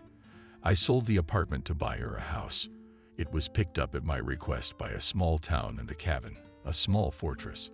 Bars on the windows, iron doors. Even a cellar under the house that you can climb into and lock yourself inside. A kind of safe for people who need protection. And I'm the only one who knows the address. I'll tell you. Remember it. It was a nice little town that must have looked marvelous in the summer. But never before or anywhere had Nancy been treated with such longing, and the house her father had chosen for her suited them perfectly. It stood on an eminence from which everything was perfectly visible. It was like a little fortress. But Nancy was unpacking and crying, trying to hide her tears from her daughter. She had to be with her father now, though he understood and had forbidden her to come. Said he would call her when he felt like it. What kind of forces were helping this ghoul who had broken her life time after time? And not just her. How does he keep finding her over and over again? Was he aided by some extensive network of helpers, or was he working with a psychic? Nancy was ready to believe anything, but had to pull herself together and start over once again. Amazingly, every time Nancy felt like the strength was gone, completely gone. Even on the driveway, it would come from somewhere, and she would do what she needed to do again. She walked around the house from attic to floor, checking every door, every frame, making sure the bars on the windows were secure and the locks were in good working order. When she started checking for the third time, she was convinced she was getting paranoid. She was very thirsty. Nancy rarely allowed herself that, but right now she'd give anything for a couple cans of stout beer. But what there was, she generously squirted into a cup of valerian, squeezed water. It turned out to be a brandy version. Nancy drank it in one gulp. "So what's school like here?" Alex asked. Her mother could no longer completely hide the danger from her, as she had done before. But the girl's psyche was still surprisingly plastic. She was not in danger of depression. She didn't like her new room very much. It wasn't that it was small, but the window faced north, and on top of that, it faced a blank fence. Alex hung posters of her favorite artists on the wall. With familiar faces staring back at her, she felt at home everywhere. "I don't know," Nancy shrugged for now. "Let's think about homeschooling." "Cool. You'll be able to go out at least some of the time." Nancy felt in this question the longing of a creature locked in a cage and longing for a little freedom of a mother who limits her sick children in something. One realizes otherwise it is impossible. No one can make their child live by other rules. But by 40, she was healthy.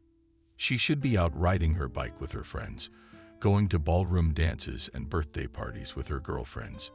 And Nancy keeps her in a cage. "Give me a week." She asked her mother to look around. "I'll see what's going on and decide." Alex took a deep, deep breath. And Nancy, looking at her daughter's face, wondered how she hadn't noticed it before.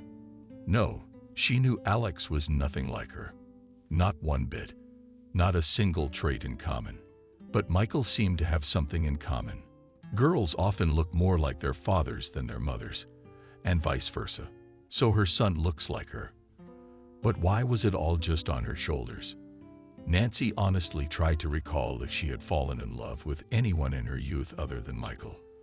But at least there were some portraits on the walls like a female. Had she married too young? Yeah, maybe when she was watching action movies.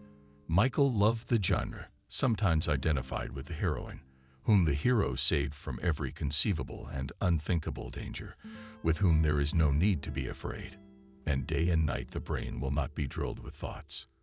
Have you foreseen everything? No need to think about anything. It's like being behind a stone wall. One of her friends had a husband who looked nothing like a movie hero. An old man, a little heavy and completely gray, a former military pilot. Oli had a severe form of diabetes. Her daughter was born with Down syndrome. But how Ethan loved his girls. How he worried about forgetting to take their medication. He planted a Garden of Eden for them outside his house. His friends gave them to his daughter, because riding is, you know. Even when she, Nancy, who seemed to have nothing to do with Ethan, was near him, she felt safe, as if nothing bad could happen to her. A week had passed in the new place, and the promises made to Hanka had to be fulfilled. In the morning, Nancy said, "I will go to the bakery." But the habit she had lately acquired of carrying a gun with her always and everywhere, she could not give up. If any policeman tried to search her, it would end badly. Nancy fell only on the fact that it would never occur to anyone in a small town. Auntie goes to get bread, crosses the road at a green light. What do you gentlemen in uniform want with her? The day was surprisingly nice. They loved flowers in this town. Here and there in the front garden they were memorialized with velvets, Honey Wendy. The majors were rising proudly. Nancy remembered that as a child she could not remember the names of these flowers. They were called Lieutenant Colonel. You promoted them too. Father laughed. She lingered in the bread store, taking some pleasure in shopping for the first time in a long time. The bread smelled so good here under arrest. Such beautiful cakes lay in the display case.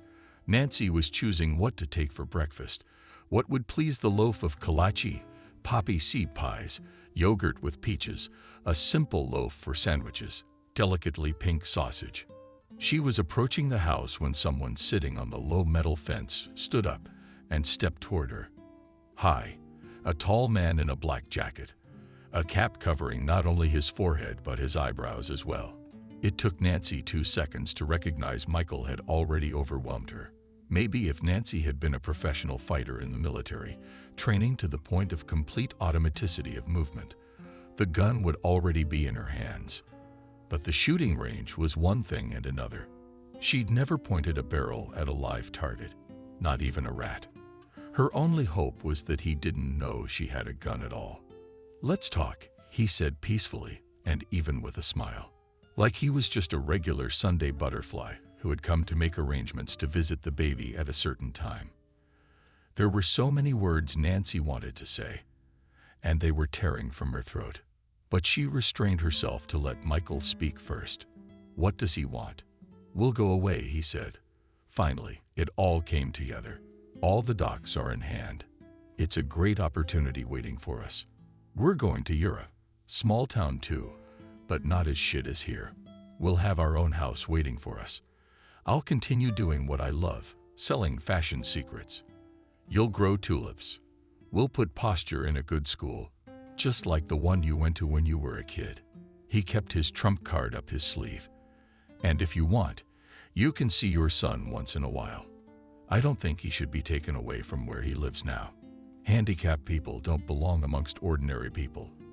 But my dear, how long will it take you to pack?" "We're not going anywhere with you," she said. He raised his eyebrows. "But you realize that in this case you never will, and I'll try to find him myself. But even if you don't, you've heard read your ears 10 times. I'm not going anywhere with you, and you're not taking me to the bank." Michael stared at her for a long time. Maybe a minute, maybe even longer. "Well," he said, "this was practically your last chance. There's a spark of hope left, so to speak." He held one hand down, and now something clicked distinctly in it. Nancy shuddered, but remained silent. Then Michael spoke.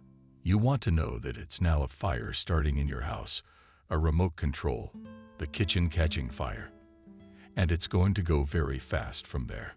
Your plan, my house, my fortress is now playing against you. Bars on the windows, iron door. You won't open it, by the way, while you were buying caps. That's clever. It didn't take a man to pull a key out of your pocket, so the sled won't get out of there. She might last longer if she guessed to hide in the bathroom. But smoke and fire." Michael shrugged. "They'll get her anyway. And I don't see a man with a car nearby to snag a rope, rip the bars off the window. And don't look at me like I'm an animal. That's not my daughter. And that girl has nothing to do with me. Of course, I can still open the door. Do you have the key?" asked Nancy. The gun was already in her hand. One thing she hadn't expected was that he would knock it out with an elusive, sudden movement. What didn't he expect?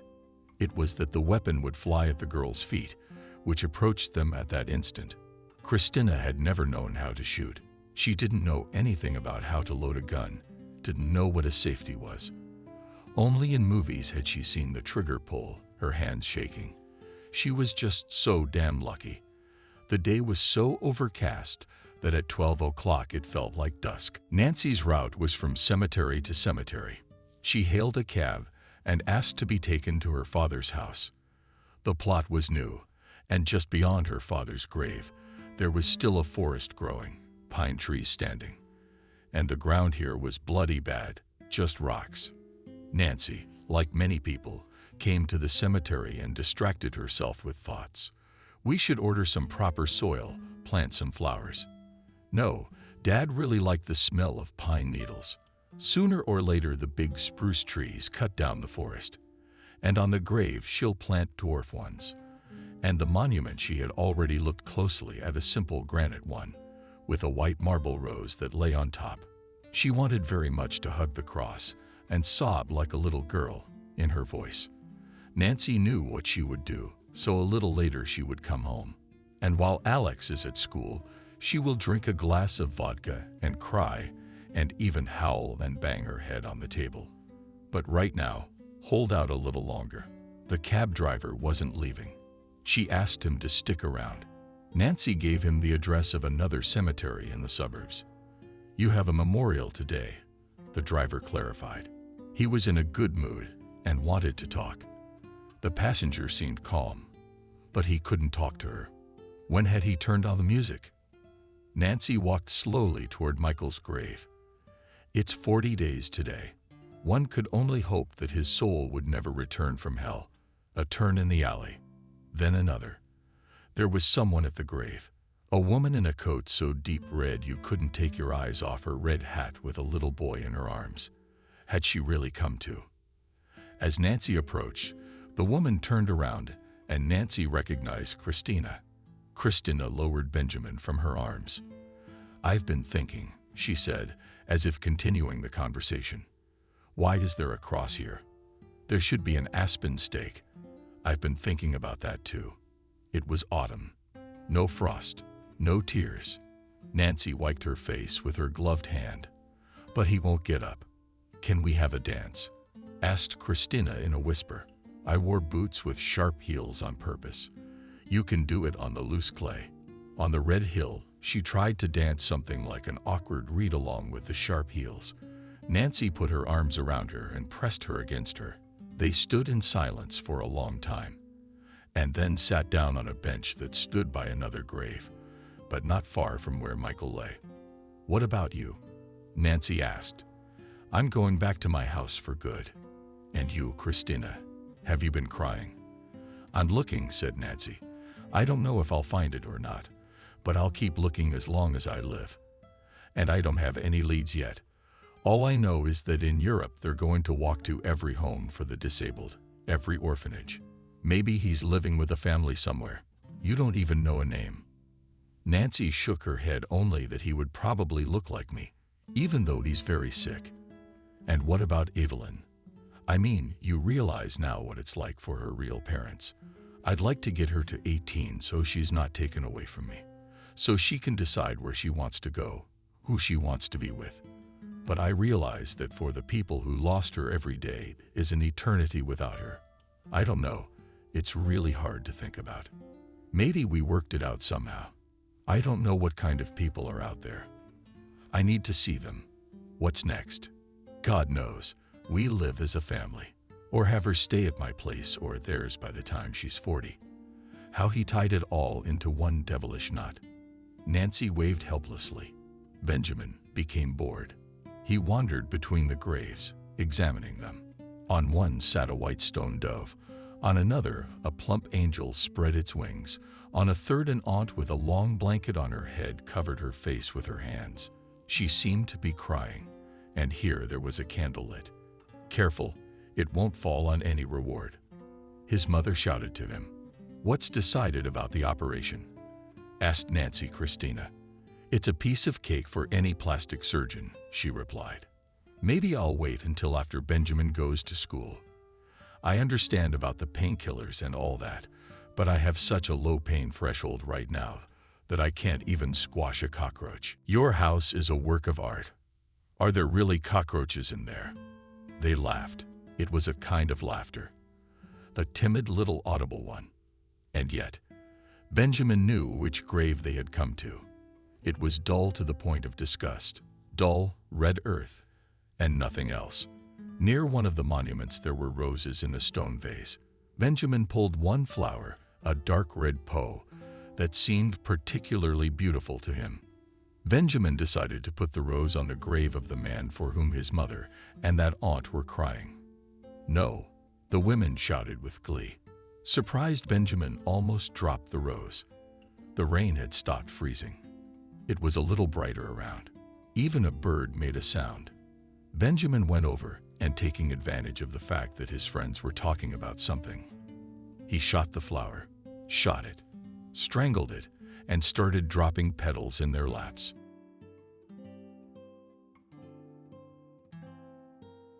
Subscribe and click the bell. An inability to say no and a lack of determination had always been Michael Matthews' weaknesses, and it was strange because his parents achieved a lot in life, just because they did not suffer from any of these things. Or perhaps the whole point was just that nature had rested on the son. Michael's parents were successful and wealthy people. They had a family business, a country hotel.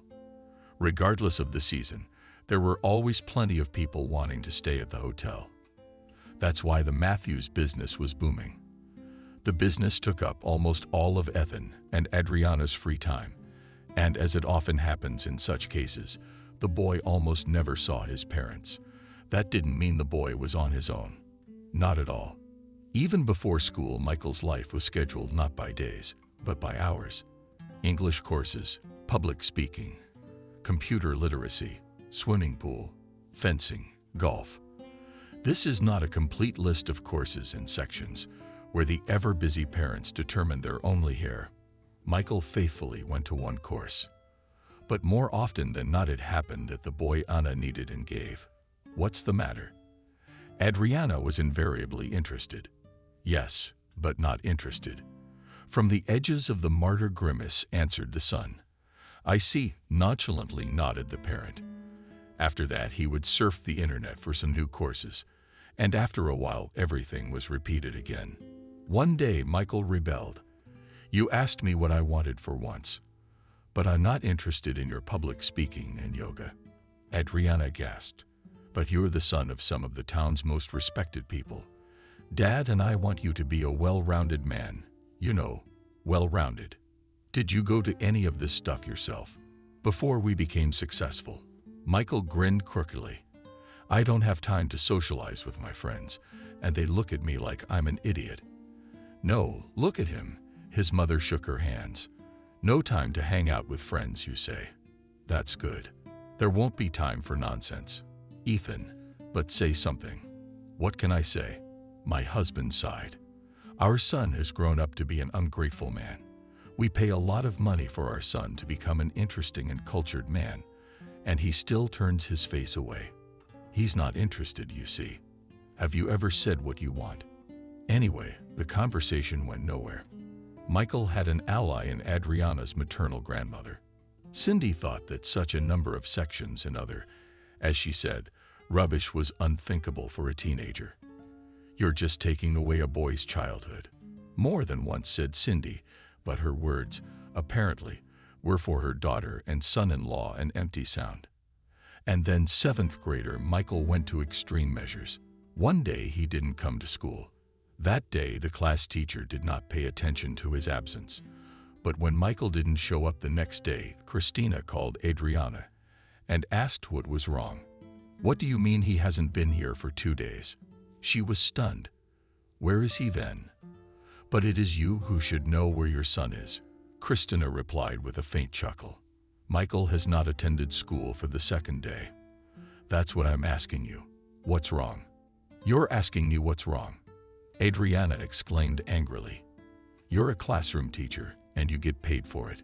But you know, Adriana resented the class teacher. With all due respect, you're wrong now. I get paid for classroom management and teaching discipline. But what happens outside the school, is on the shoulders of the parents. Michael left home and went anywhere but school. But how, pray tell? I should know where your son went. Adriana, for all her authoritarian ways, could admit when she was wrong. I'm sorry, Christina, she said. You're absolutely right. It's just not every day that you find out that your son is absent from school for a 2nd day. Yes, I understand. The class teacher softened. Thank you. Of course I'll take action. And Adriana, none of my business, of course. But meanwhile, Michael walked around the city, reveling in his freedom. Of course, he knew that when his parents found out, they'd make a big fuss. So what? Michael sincerely believed that the game was worth it, and let them shout not as a gimmick. The main thing is that the ancestors finally understood. He, Michael Matthews, would only do what he was interested in. In the evening, when his parents came home from work, he watched TV. I wonder if Marisha had already reported Michael to them. She probably did. Hi, Adriana said in a friendly voice. Hi, a little warily replied the son, puzzled. Don't they know anything yet? However, Michael, I got a call from Christina today, but now it's going to start doom.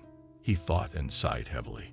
But strangely enough, neither mother nor father were in any mood for scandal. Quite the opposite. Michael, do you know what your trouble is? Adriana asked. You don't know how to speak. No, learn, or you'll have a hard time. We wanted what was best for you, but you don't talk. So I thought you were fine with it. Yeah, well, that's fine. We're our own people, but you're gonna have a lot of people in your life. And if you let everyone ride on you, you won't last long. Learn to stand your ground. Michael nodded. He wondered why his mother had brought it up.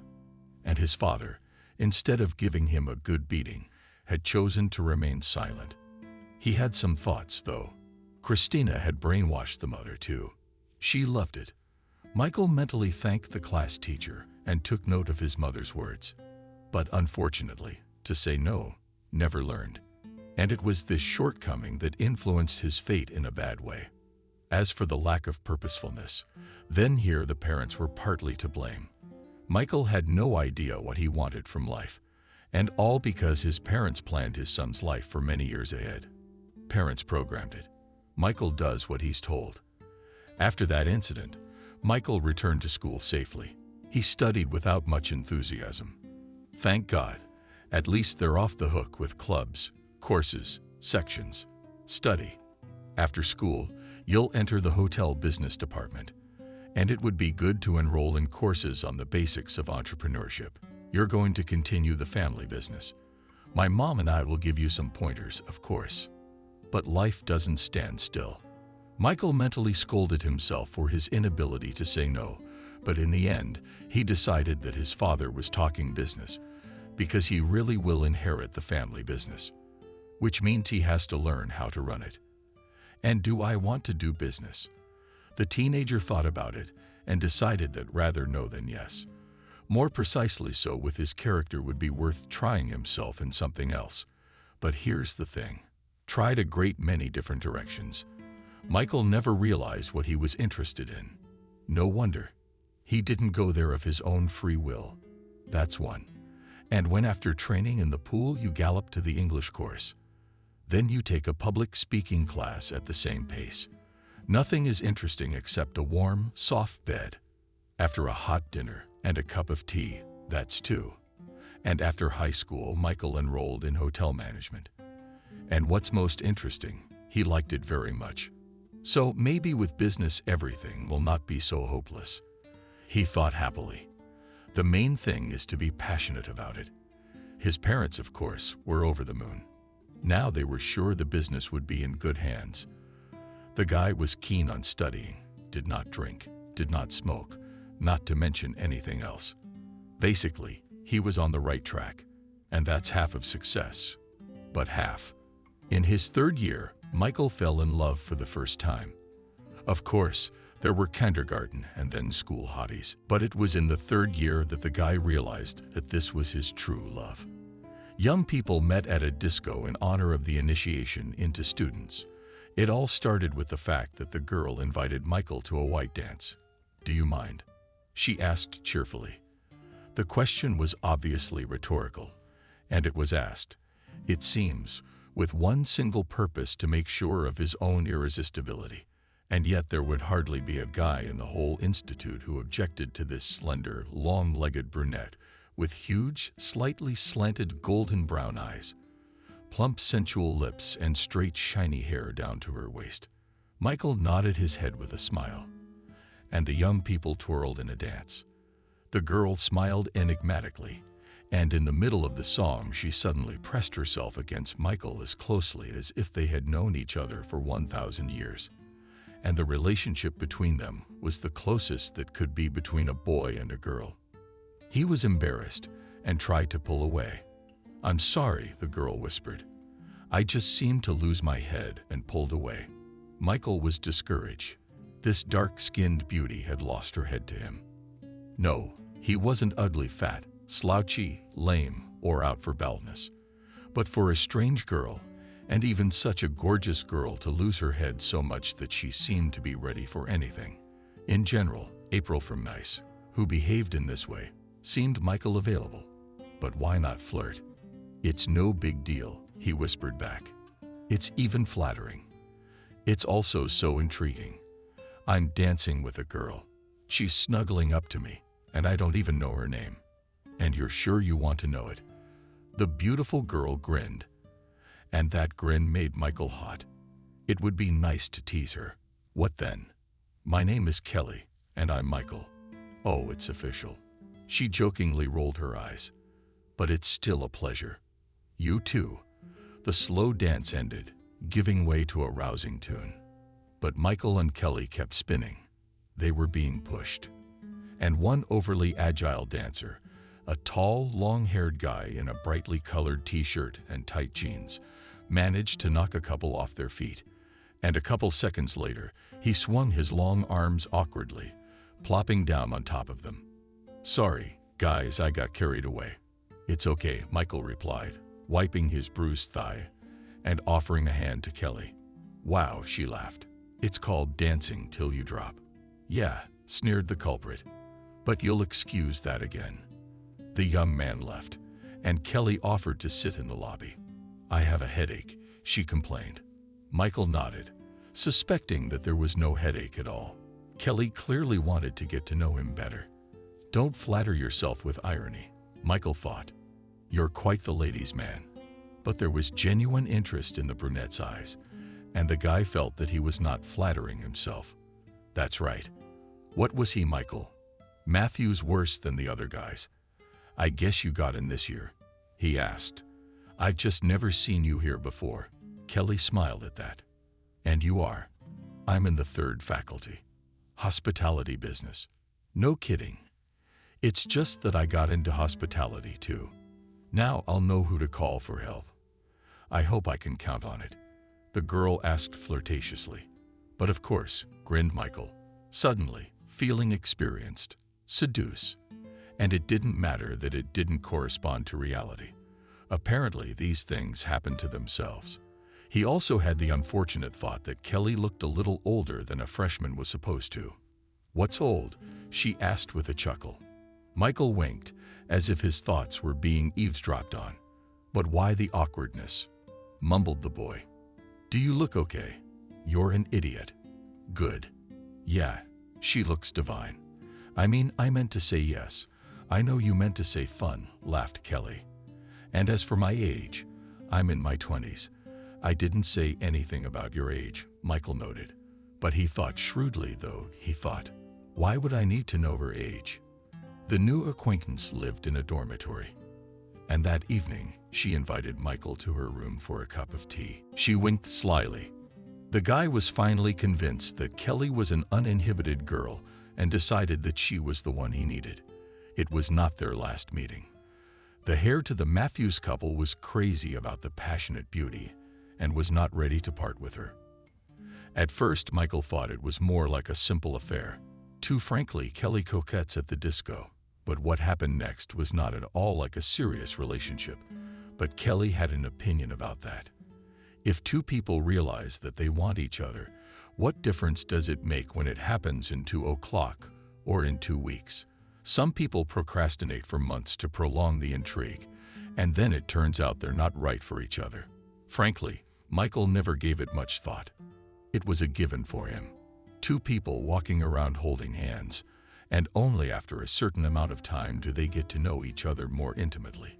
But I don't like the rituals, the candy bouquet, the period, and all that nonsense, she said.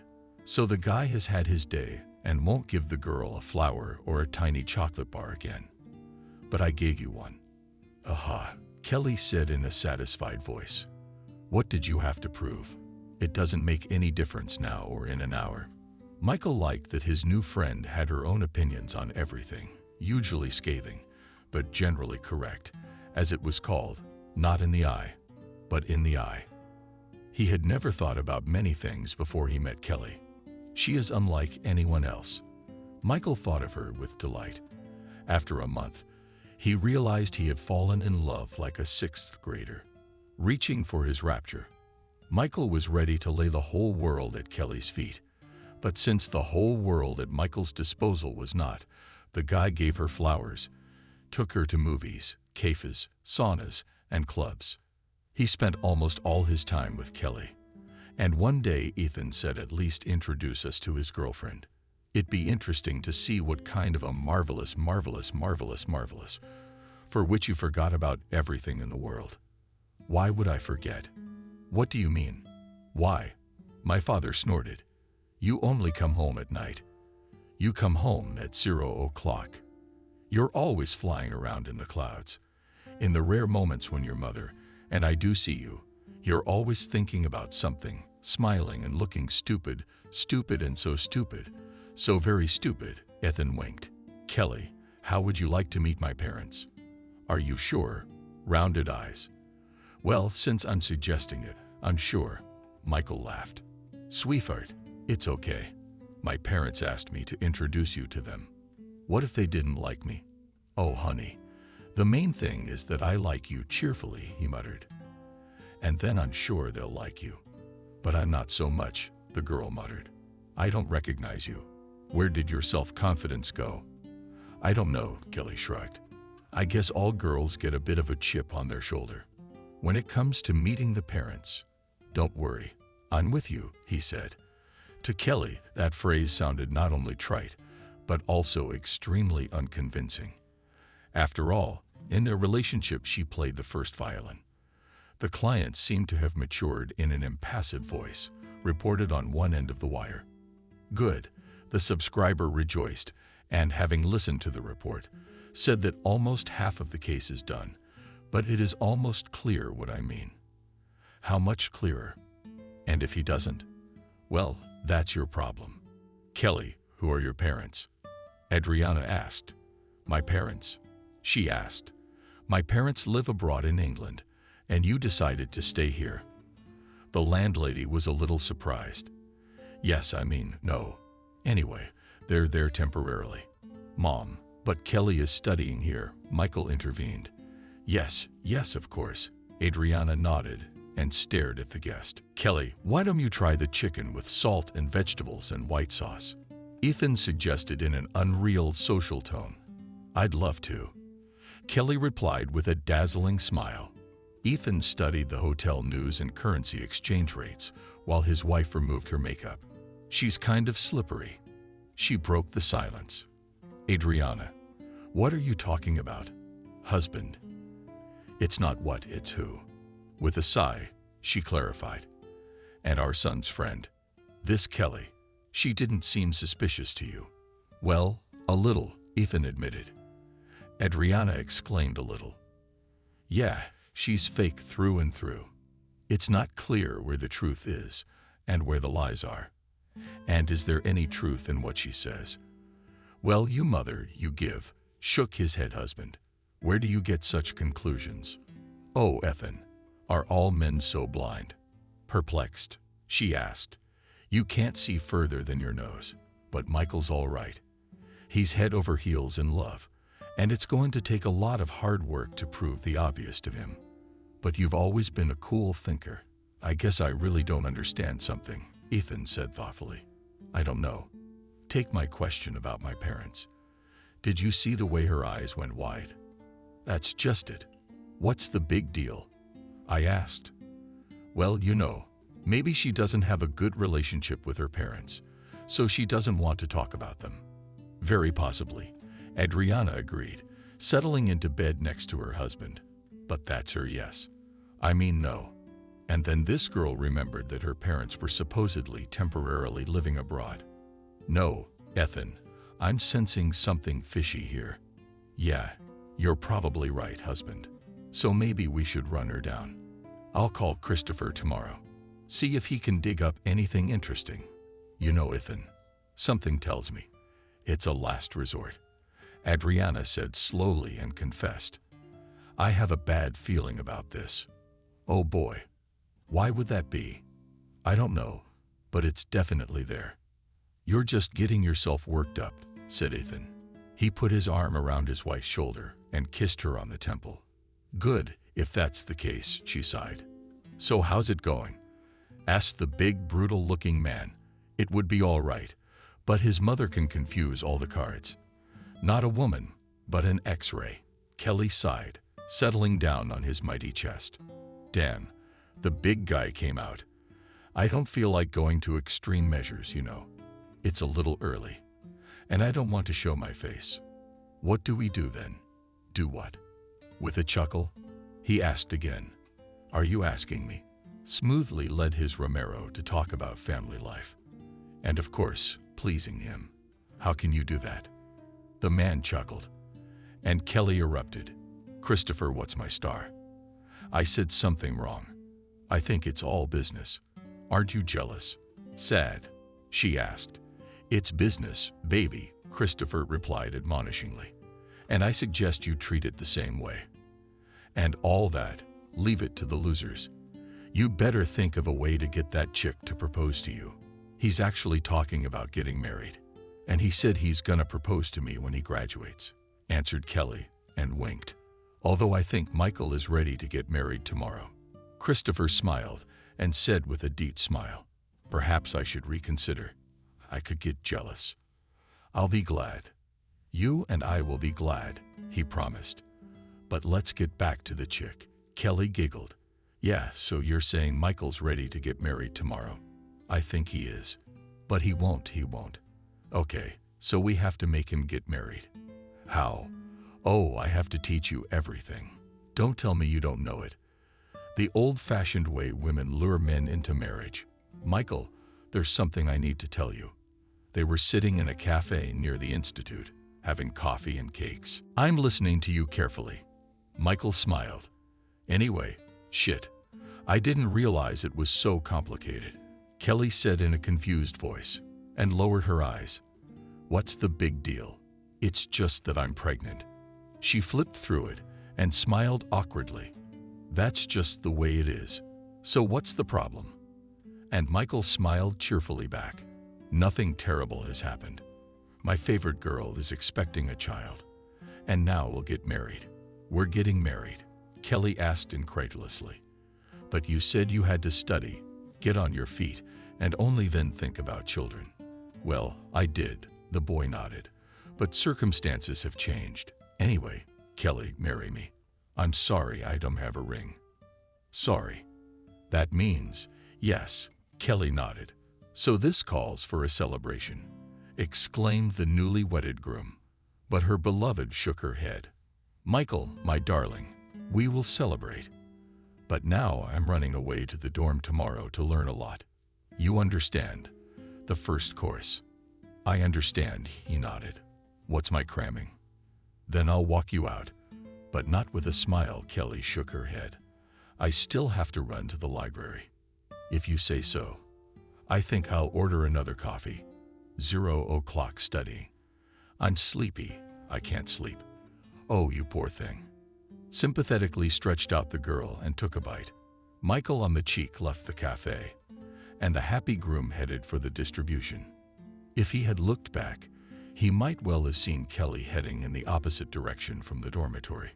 Christopher, congratulate me, solemnly announced the new daughter-in-law of the country hotel owners. Michael proposed to me, and I had no doubt about it, he replied, rubbing his hands together happily. So this is something to celebrate. What do you think? Are they in cahoots or what? Grinned to herself. And out loud she said, that's a wonderful idea. And what do I mean?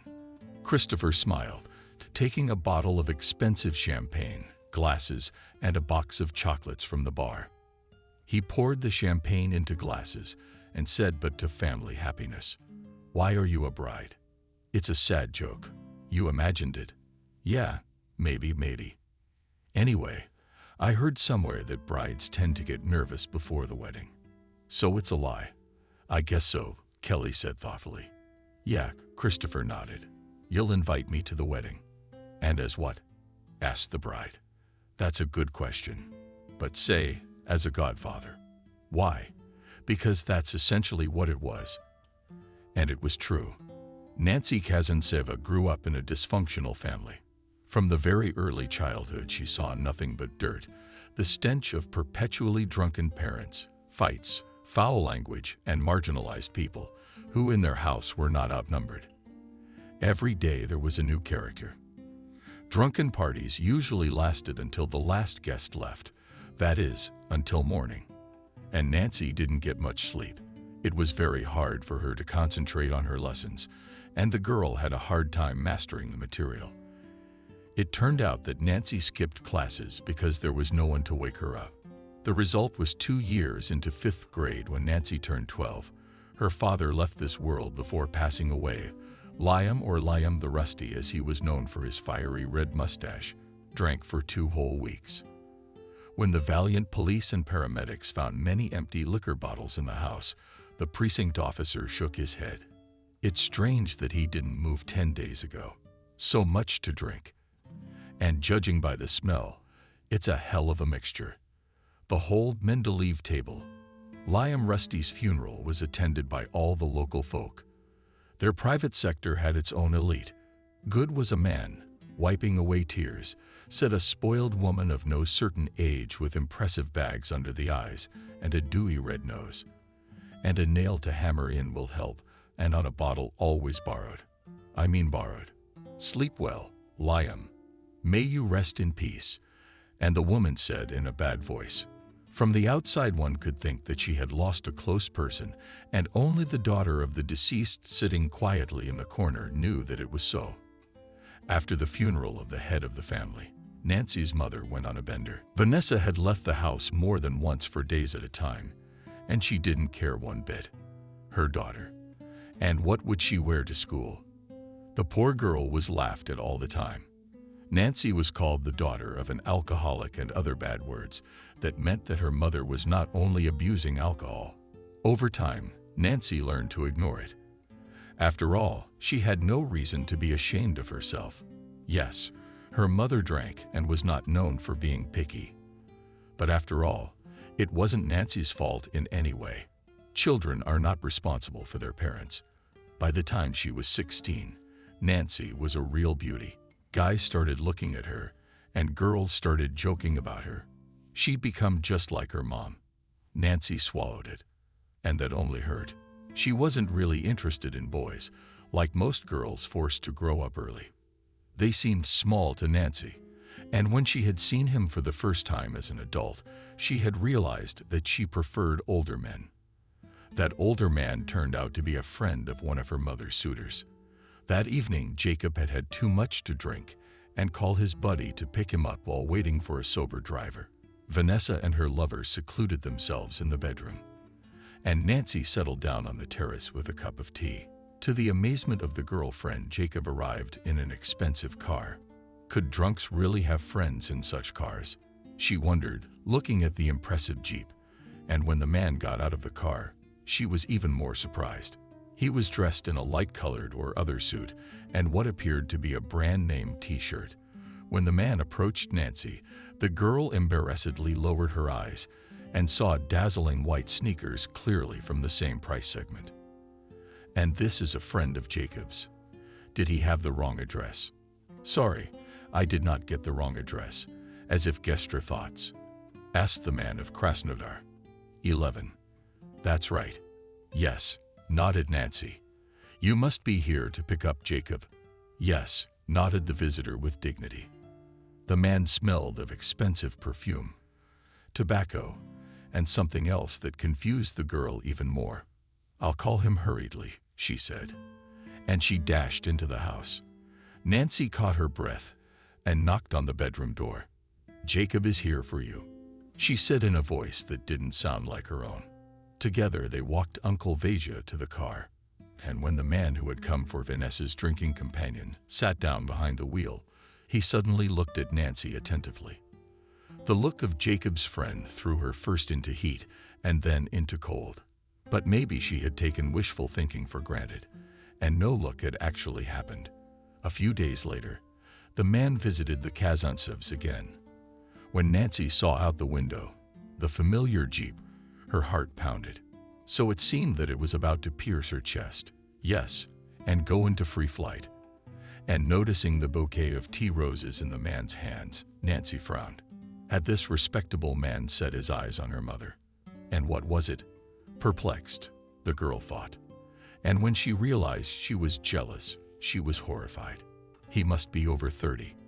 which by the standards of an 18-year-old girl means almost old age. "Hello," he greeted Nancy. "Hello," the girl replied discreetly, trying hard to appear calm. "And my mom is not home." "I'm not here to see your mom," smiled the man, holding out the flowers to Nancy. "Do you like these?" "They are very beautiful," Nancy said, embarrassed. "I've never been given flowers before." "How old are you?" The man chuckled. "With such beauty. By the way, what is the name of one of the most beautiful girls of our city?" "Would you say she sparkled too?" "There are so many beauties in the city that the eyes are scattered, and me. And you just don't know your own value. In the city you say they're not beautiful, but spectacular. But you have real beauty from nature. So what's your name?" Nancy blushed. The girl answered, "But I'm Christopher. Let's get acquainted. And I've come to invite you to a restaurant." "I'm going to a restaurant," Nancy exclaimed in amazement. "You and you to the restaurant?" Christopher confirmed with a smile. "What's so surprising about me wanting to take a beautiful girl to a restaurant?" "Probably nothing," she replied, thinking, "Only I don't have anything to go in." "That's not a problem," the man assured her. "Now we'll go through all the stores and buy you dresses. And there's shoes and jewelry and everything else." "I don't even know," Nancy said at a loss. "But why on earth would this flamboyant gentleman invite a girl from a family of alcoholics to a restaurant?" Nancy was. "Surely it is worth to this Bogachev only to whistle. All the most beautiful, spectacular women of the city will run away. Or doesn't she realize something?" "Afraid," Christopher stated. "I do. I mean, we're practically strangers. But I assure you, I'm not doing you any harm. It's just that I liked you, and I wanted to get to know you better. I apologize if I've been intrusive." "Well, I agree," Nancy interrupted. That trip was the beginning of an affair. A week later, Nancy moved into Christopher's luxurious 4-bedroom apartment. Vanessa breathed a sigh of relief. No one would be cramping her freedom now. Not spoiled by life. The girl was over the moon. The new life was a paradise. Christopher swamped Nancy with gifts, took her to restaurants for parties, took her to Spain for a week. Besides, he didn't go out, he didn't drink with his buddies, and for a month he never once raised his voice to Nancy. "Why didn't you go to school anywhere?" asked Christopher once.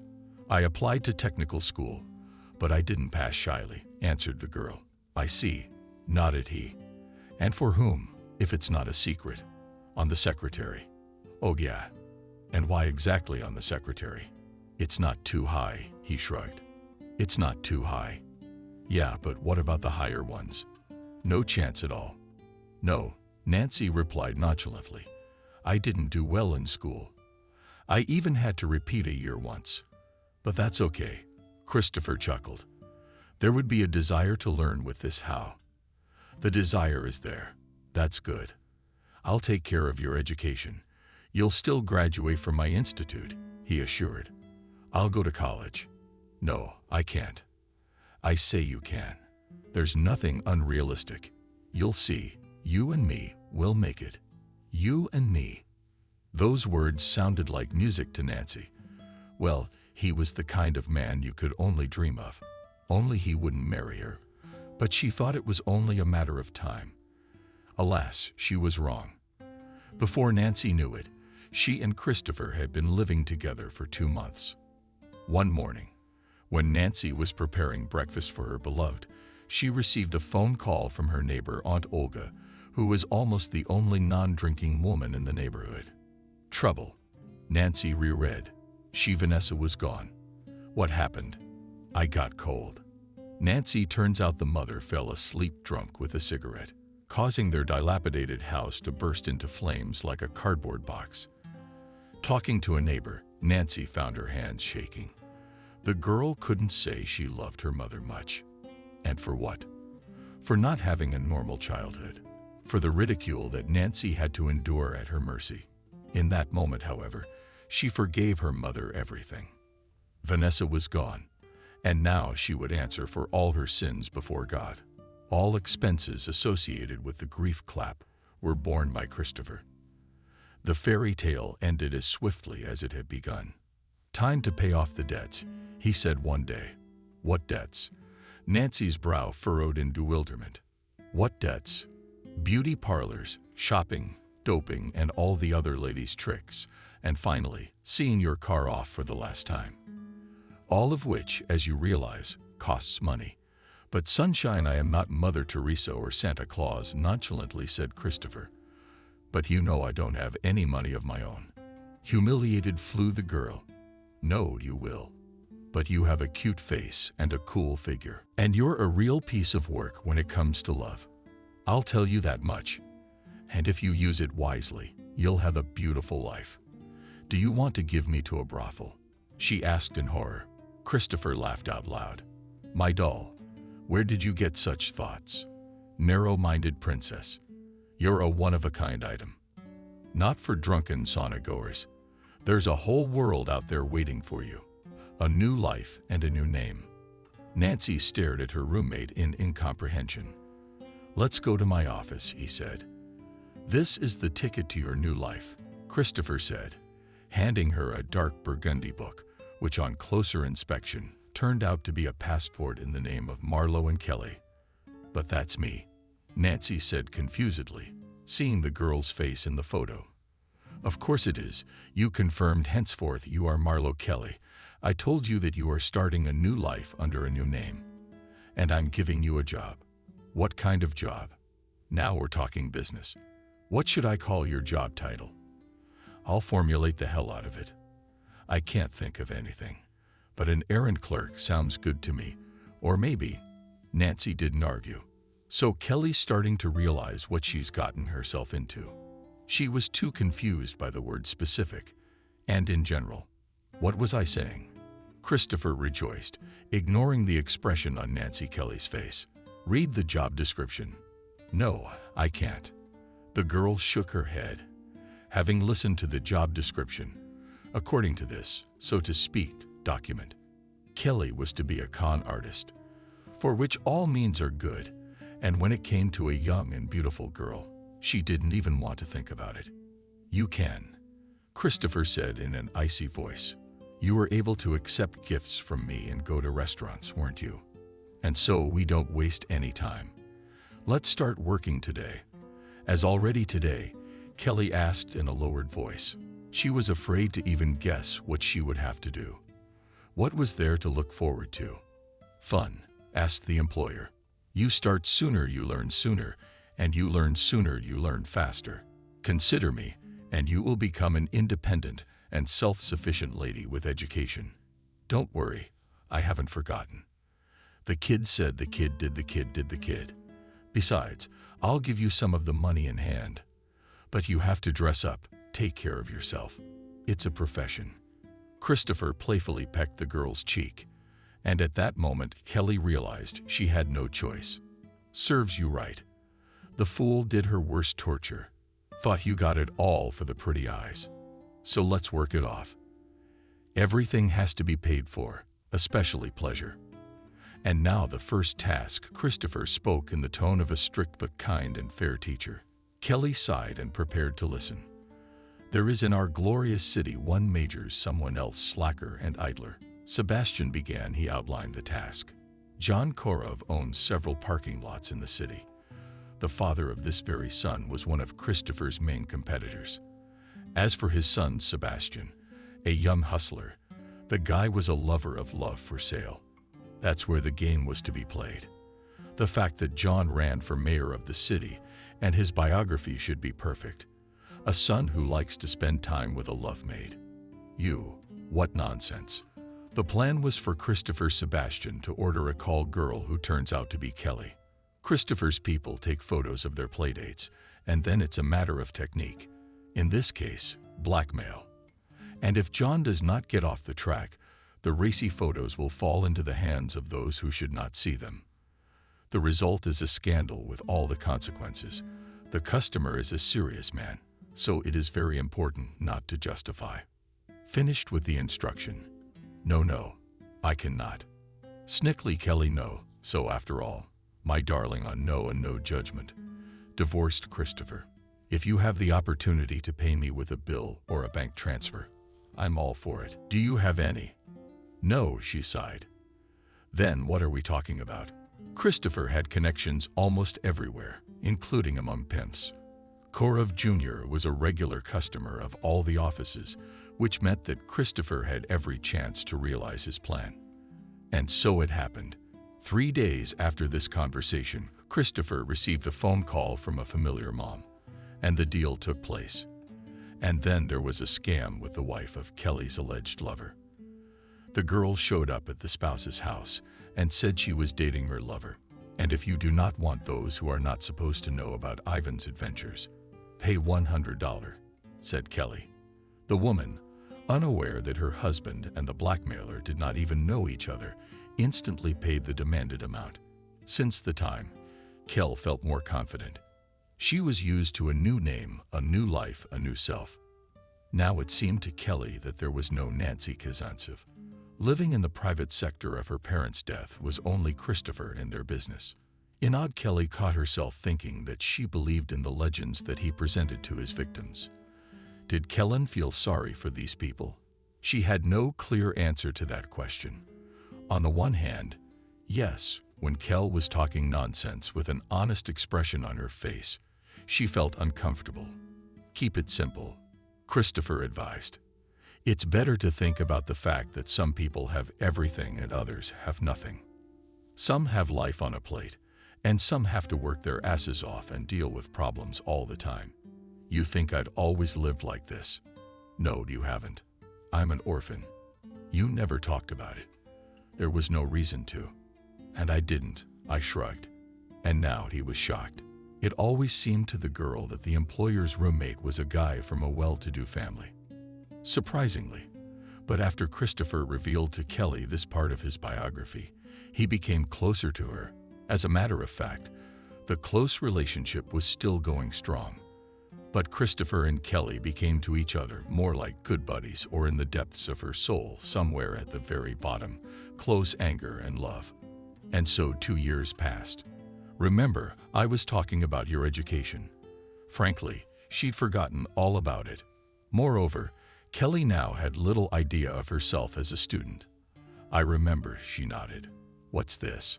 I think it's a good time to think about education. Besides, you're going to have to make the best of a bad situation. What's that? Kelly asked. It's like this. There's a guy named Michael Matthews at Polytechnic. The guy is mastering the hotel business, and it's no coincidence that his parents own a country hotel.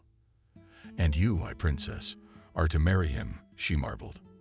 Yes, I thought I made myself clear. You must marry him. But why? And this is already a business conversation, Christopher rejoiced. And the purpose of your marriage is simple, to get the apartment. But agree, you cannot live in my apartment all the time. So I'm letting you go. You set up your life and everything. Actually, Kelly was happy to live with Christopher. And she saw her life with him, no matter what the situation. She loved him more than life, and she couldn't help it. But she had to marry him, Kelly muttered. We do, Christopher nodded. Personally, I can see only one way to get the apartment. Live there for 6 months. Then you file for divorce and voila. The apartment's all yours. But after the divorce, the apartment is usually forfeited, Kelly pointed out. You're smart, he said approvingly. You're changing the apartment. Unprofitable for your Supreminco. We under whom it is necessary. Well, what if there will be other applicants for the apartment? What applicants? No, but if you decide to have a baby, then sure. What a joke you're making. One thing I'm not going to do anytime soon. It's having a baby. I'm talking about his parents. What's his parents got to do with it? Christopher snorted. You don't think his parents are going to buy the newlyweds an apartment with their $1 million? Kelly, good point. Everything's gonna be just right. You'll be married to the sole heir to a wealthy man. You'll be rolling in the dough. Aha. Unless I'm married to the wrong person, Kelly thought bitterly. Oh my God. It's about time. The man I love is marrying me off. I don't care if his parents were 3 times as wealthy. Christopher, Wake up. I don't want anyone but you. Don't you realize that? Okay. Well, what are we unhappy about? Christopher asked with a sigh. It's business, baby. It's nothing personal, yeah, she said quietly and repeated thoughtfully. It's nothing personal. Exactly. Oh yes, tomorrow we're going to apply to the Polytechnic Institute for the hotel business department. We'll make a cultured and educated lady out of you, winked the employer. Kelly couldn't sleep that night. She expected anything but this. No, Kelly, of course, had long ago realized that Christopher had no tender feelings for her. But this, yes, was a real spit in the face. Take it easy. She remembered Christopher's words. Kelly had a way of doing that, but not this time. Why are you so stupid? Angrily, she said, not even realizing she was speaking out loud. He doesn't need you. It's finally stupid. Kelly looked at Christopher. He was sleeping sweetly and probably had his 10th dream. And the girl decided that her marriage was not the worst idea. What if Christopher realizes he's lost Kelly and wants her back? It's a long shot, but that's what life is all about. Christopher took Kelly to a restaurant after she applied to the institute. But here's to a fresh start. Christopher smiled, raising his wine glass. Aha, she said languidly. You're taking it to the next level. Edifyingly, he said. Aha. Yeah, something took over. Aha. Aha. Christopher exclaimed. What's wrong with that? Did you know what you were getting into? I did. Kelly, but you're what you call a professional. So be one. Yeah, sure, I nodded. She's picking at her meat salad. There was no appetite at all. No matter how much Kelly tried to convince herself that this marriage would only benefit her, her soul desperately protested. This is it, Kelly thought, when she saw her name on the enrollment list. The machine had already been started, so it was too late. Michael Matthews was easy to charm. He's obviously inexperienced, Kelly thought. If he'd ever had a girlfriend, he didn't have much to brag about. Kelly suddenly felt like a femme fatale, and everything went according to plan. But the marriage proposal was still a long shot. And no wonder, because Michael was still a student, and therefore could not offer anything to his potential wife. Cool, you said he is so good with you calmly, honestly. I would marry you even today. But first the institute, and then everything else. Well, that was to be expected. But Christopher demanded immediate results. So they had to use the heavy artillery, a non-existent pregnancy. Kelly was disgusted, but what could she do? The amount of debt was too high. Of course, the thought of not filing for divorce crossed her mind. And move on with Michael. But Christopher wasn't to be trifled with. 6 months at the most, he said.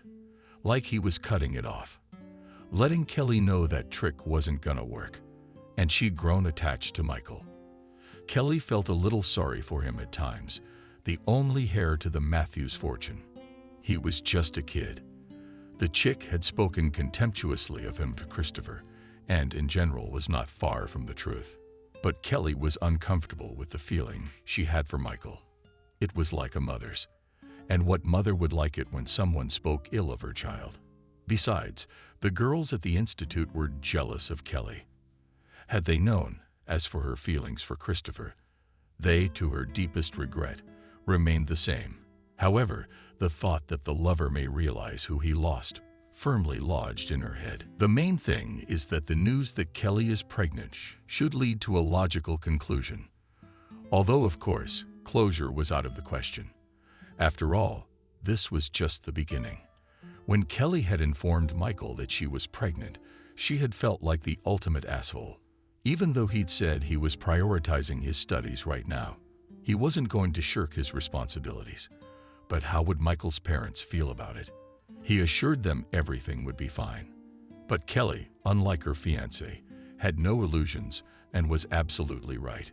You proposed to her. Adriana was furious. You're out of your mind. Since when is willingness to take responsibility a sign of insanity? The son asked with a wry chuckle.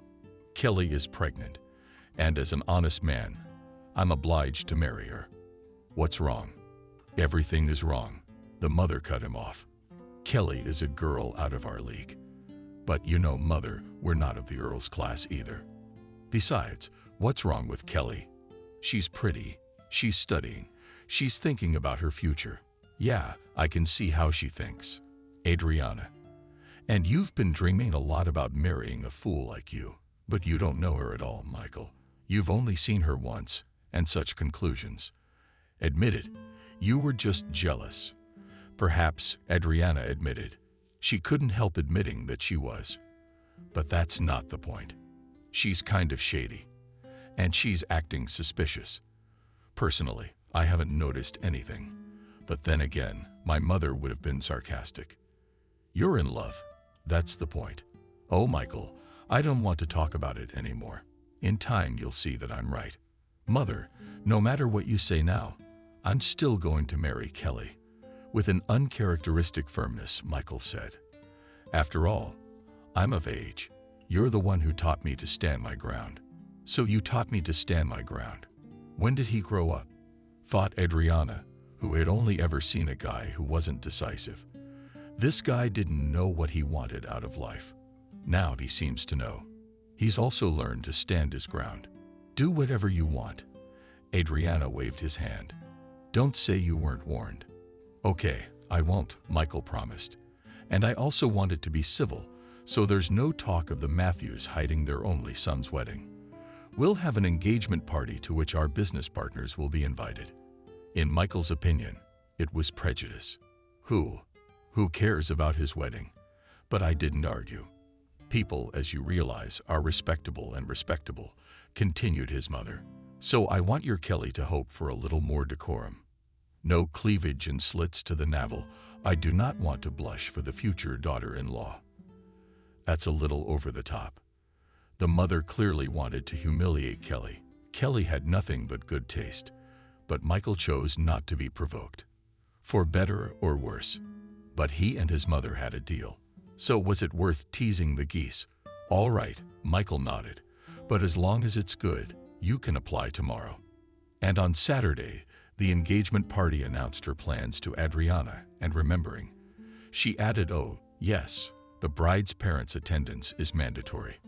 Kelly took one last look in the mirror and was pleased with her reflection. She had never looked so beautiful. 300 hours at the salon had not gone to waste.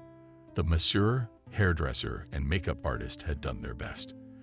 The outfit was also above all praise and fully met the requirements of the future mother-in-law. Strictly evening dress protected the luxurious figure of Kelly, but at the same time did not reveal anything superfluous. Her breasts were covered, but everyone could notice how beautiful her collarbones were.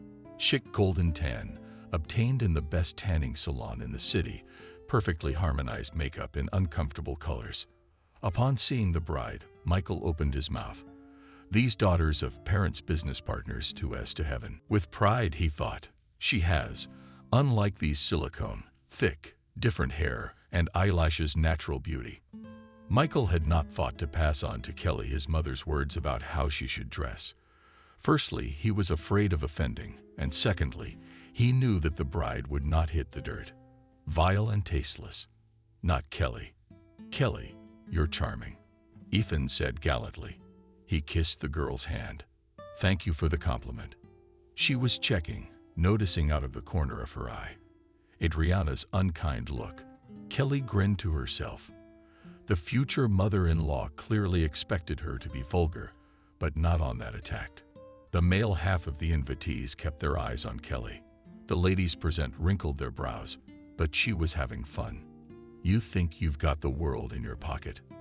I thought, Kelly, about businessmen's wives and business ladies. No way, no amount of plastic surgery can make you look any older than you are. At that moment, Kelly felt like a queen. Thoughts about Christority retreated not even to the second, and unknown to what plan. And the girl thought for the last few days for the umpteenth time that everything was not so bad. How many girls dream of being in her shoes? That's just it. Kelly, your parents didn't even fly in for your daughter's engagement party. In a fake sympathetic tone, Adriana asked. No, they didn't, she replied. They have a lot of work to do. That's how the lady of the house supposedly nodded understandingly. But I hope they'll be at the wedding. Yes, of course.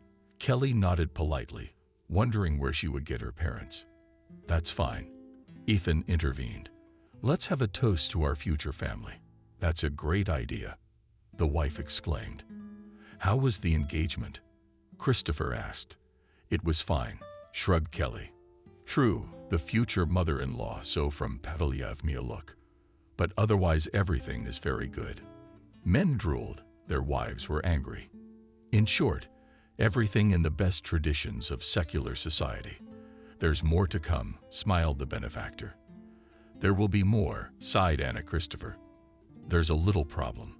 On all ears, Michael's mother keeps talking about my parents. The first time we met, she asked who they were and what they did. Well, did you tell her they live abroad? They have a business there.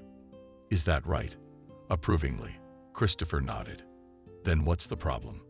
Yes, Adriana asked me about my parents too, which made me wonder if she suspected something.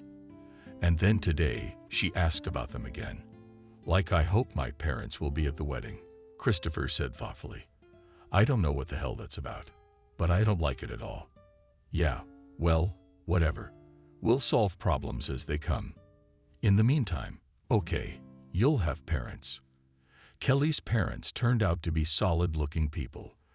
The role of the bride's father was played by a man about 45 years old. According to Christopher, they pulled more than one case for the role of the mother of the newlyweds and invited a beautiful, slender brunette about the same age.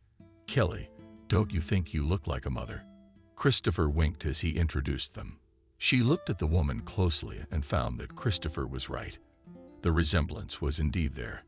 The woman had been a theater actress in the past, and her name was Christina. Rumbled the swarm so no one would know for sure, and everything would go off in the best possible way. The marriage of Michael and Kelly took place on New Year's Eve. Past the session, go on a wedding trip, Ethan said. Thailand.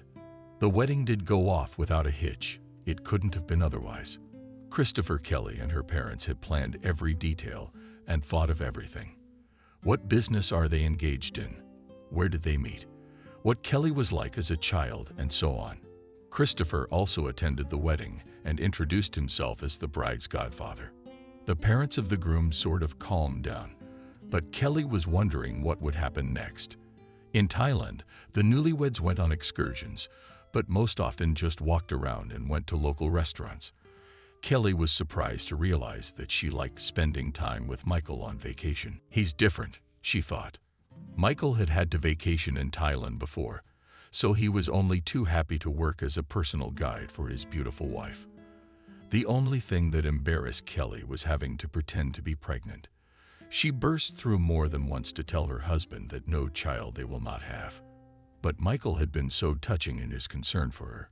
Plus, there's no telling how he'd react to being lied to. And more importantly, for what purpose? 2 weeks of vacation flew by like a day. Kelly hated to go back. She also felt sorry for Michael. She felt sorry for herself too. How are you looking? Christopher winked playfully at Pauline. The honeymoon's been good for you. Watch out, I'll get jealous. And Kelly suddenly realized with amazement that she did not care. It wasn't that long ago that she'd been wishing she did. Christopher had really lost me, Kelly thought. In every way. If it weren't for this stupid assignment, why aren't you being affectionate? Christopher squinted. Come on, admit it. Did you swim? That's out of the question. Remember who you are and who they are. I remember everything perfectly. Cold, she said. Well, don't forget. I wish I knew what to do about pregnancy, Kelly sighed. A pillow. Why a pillow?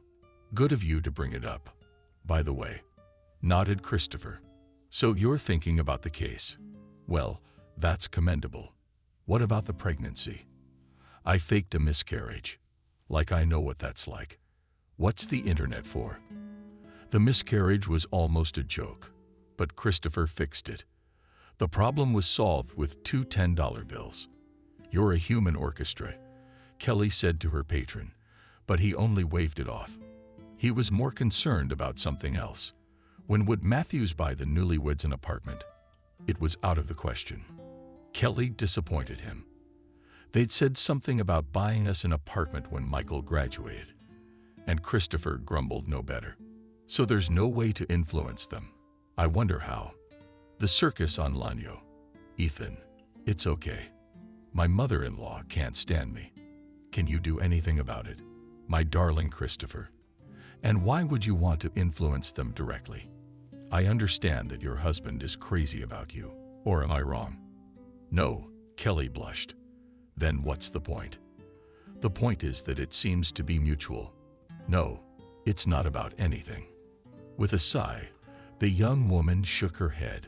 Well, I'll try to influence Michael. I won't, Christopher said stiffly. I will. All right, I will, Kelly said obediently. It's been 3 months.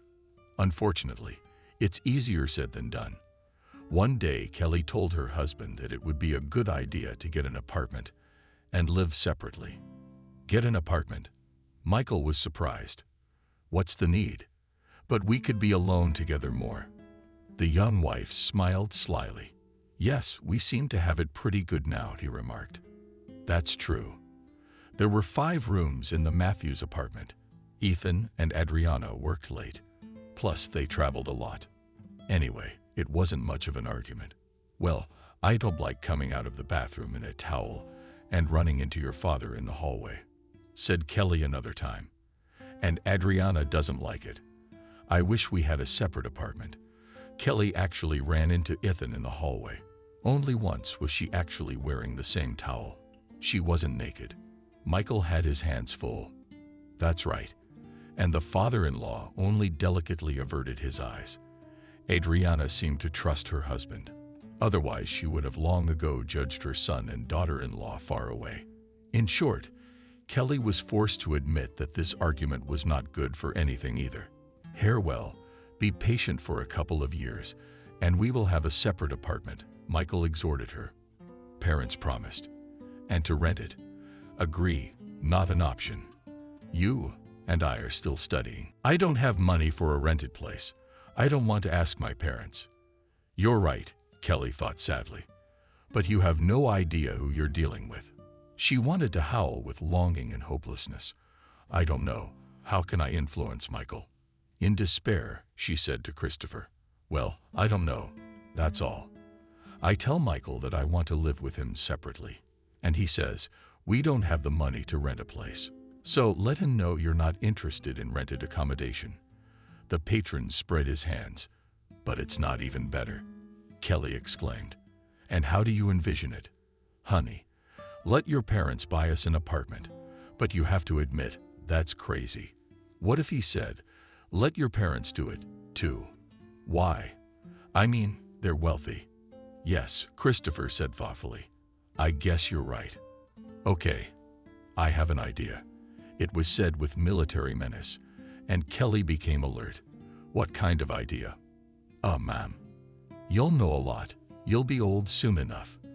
The newlyweds' life went on as usual. Ethan and Adriana had grown accustomed to their daughter-in-law, and slowly but surely, things were getting better between them.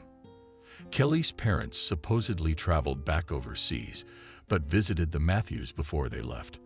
The first time, Adriana graciously invited them to dinner. Mrs. Matthews, who has long dreamed of going international, transparently hinted at doing business together. We will think about it with dignity, Noah promised.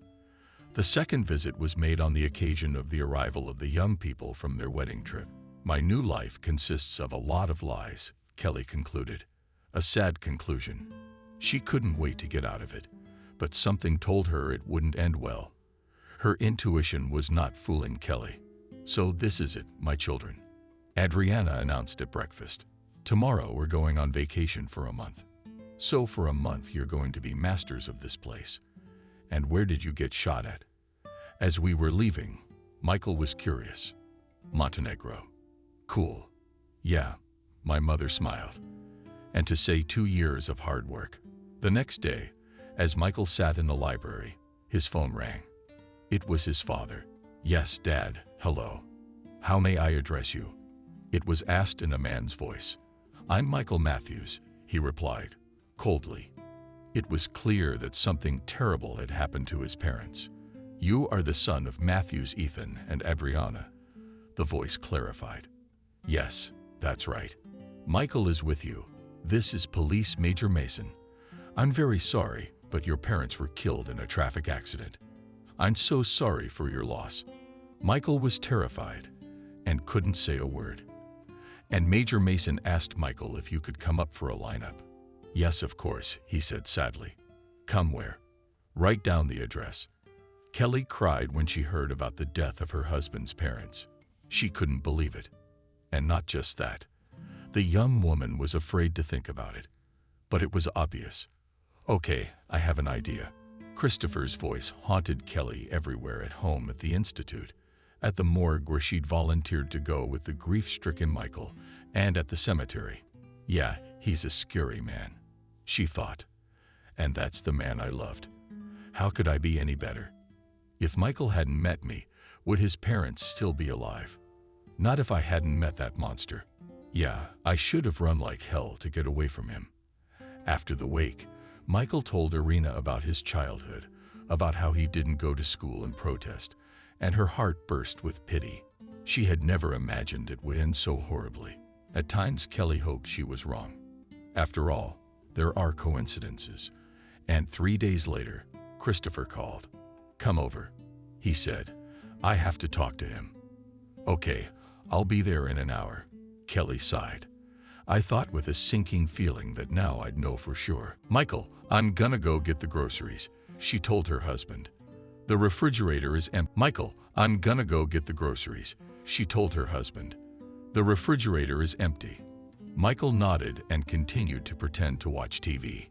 And Kelly put on jeans, gave out a light glass jacket, and taking her purse from the shelf, left the apartment. "Honestly, you have a grin written all over your face," Christopher muttered. "Yes, I didn't do it myself, of course. You were interested, weren't you?" "What kind of scumbag are you?" Kelly shook her head. "But take it easy," he grimaced. "You've forgotten what hole I pulled you out of, and for words like that, you might not get out of here. Unless they carry you out of here, under the cover of night. I don't care anymore. I got nothing to lose." "You're probably right," Christopher nodded. "But don't get your hopes up. It's so easy to get away with it. You're brave. Think about it. What good would your untimely death do me? Except to get my hands dirty. No, it's time to go to Plan B. All right. I'll help you complete your mission, and you can be free to go. What's the plan?" "I can't hear the enthusiasm in your voice." He scolded Kelly and laid out the plan. "And not to waste time, tomorrow we will start my plan cheerfully," said Christopher. "I dare not delay you any longer." Kelly sullenly took home and wondered if she should tell Michael. And then what would happen? Michael, of course, will hate me, probably want to divorce me. By the way, Christopher needs a divorce. Yeah, but I don't want to take away Michael's apartment and his business. And then it's his parents' apartment, not marital property. What the hell is a divorce? The young woman's thoughts bounced back and forth, but nothing came to mind. Kelly knew that Christopher had the means to juggle everything. So the apartment would end up being posted. And if she gave her notice already, she'd be in trouble. They'll just take her away to some woods and call it a day. Let it go, Kelly summed up. It was not in her position to make any sudden moves.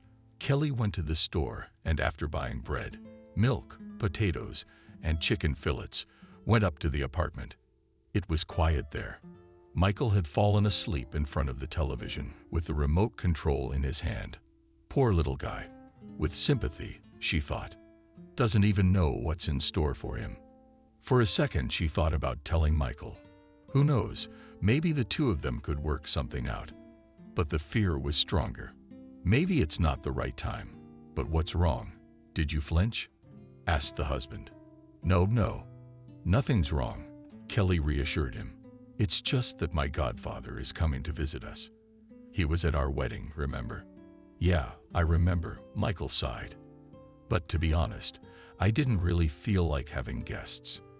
I see, she sighed back. Well, I'll tell him what. It's fine, let him come over. He waved his husband's hand sluggishly. Really? No, if you do not mind. I understand everything. What's the big deal? Christopher showed up a couple days later with a large antelope suitcase. How long are you staying? Michael asked. We'll see. Vaguely answered the guest, and Kelly thought better of herself. Think, you fool. She cut herself off. How do you feel about casinos? Asked Christopher. Never once visited this institution, he admitted. So this gap must be filled. Cheerfully said the godfather of the wife. But to be honest, I have a prejudice against casinos. Come on, what's the reason? Just heard about people getting hooked on gambling.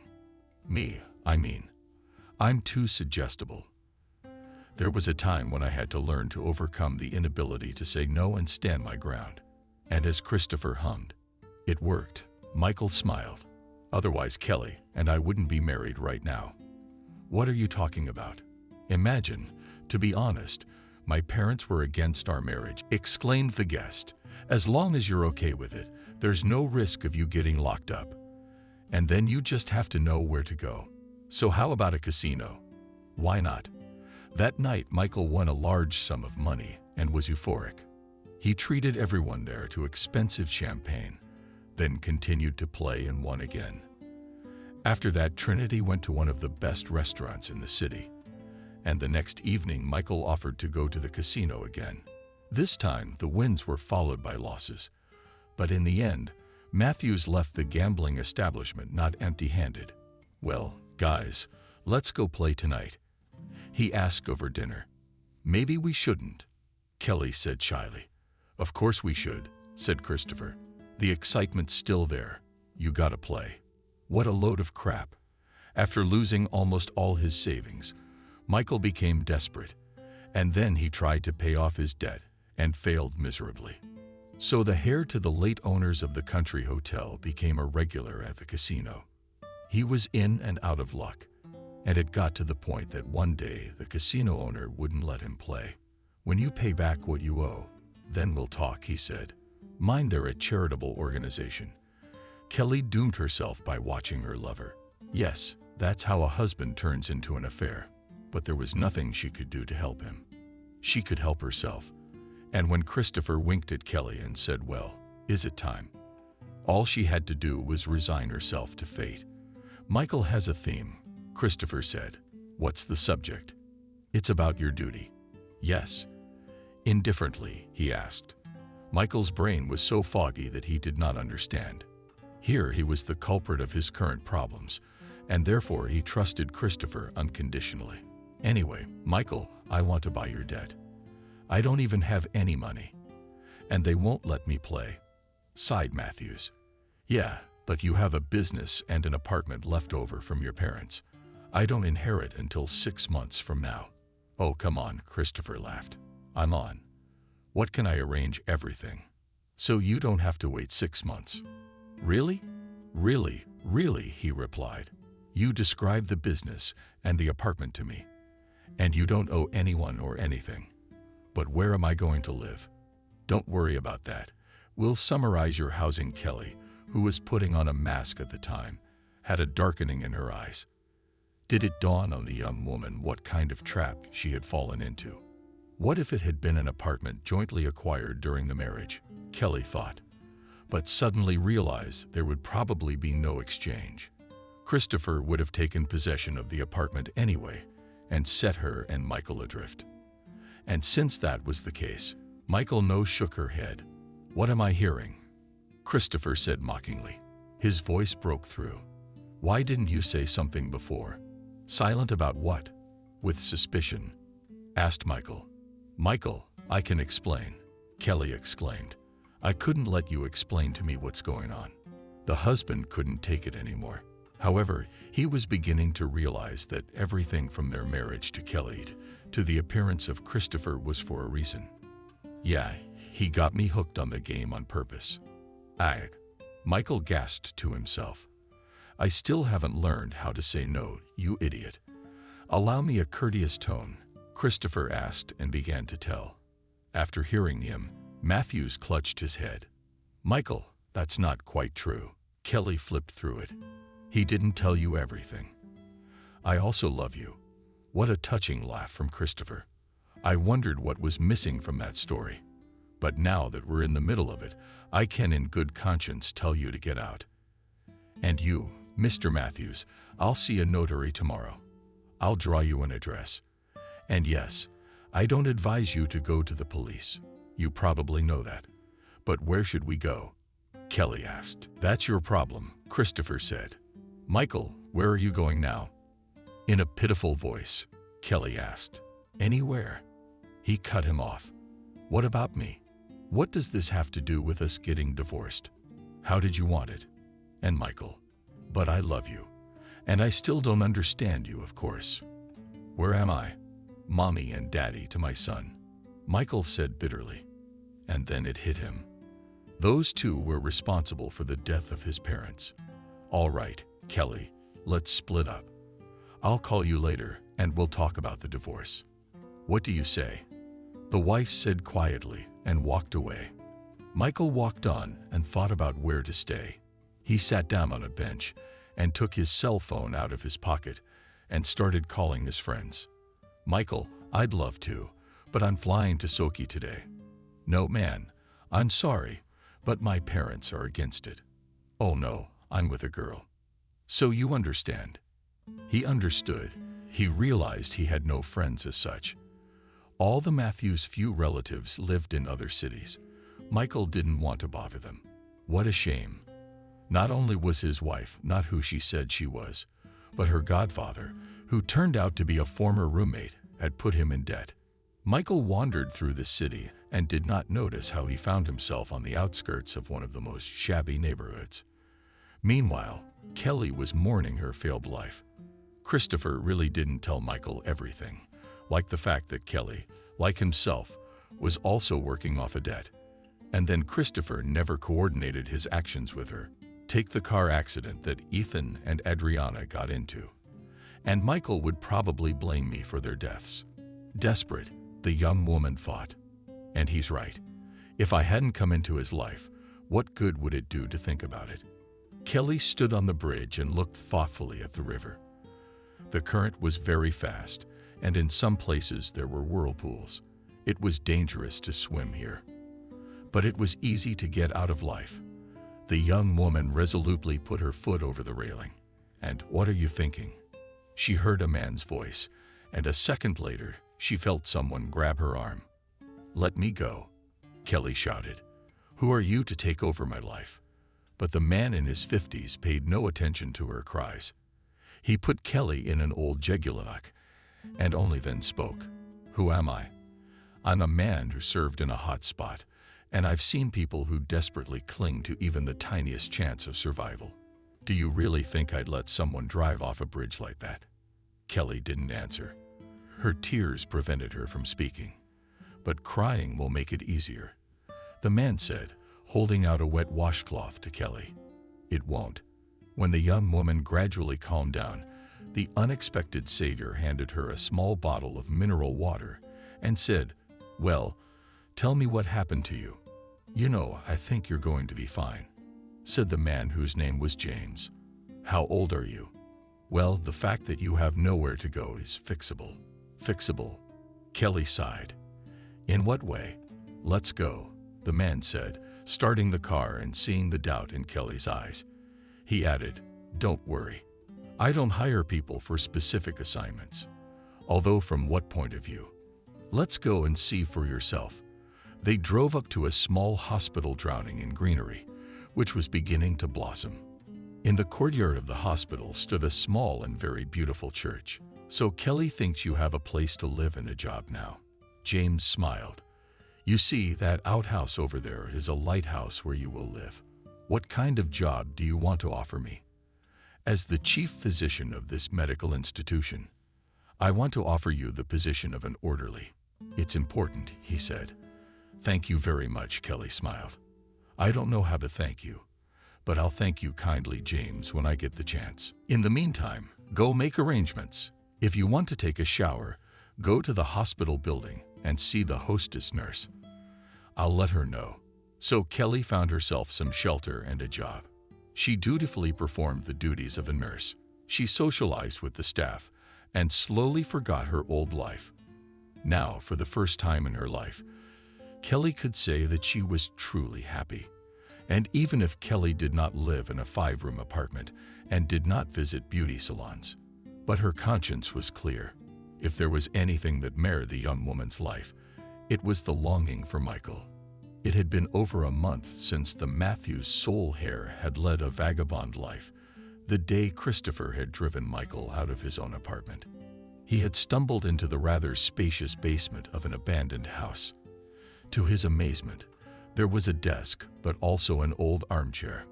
Michael had some money left, so the problem with food was also solved.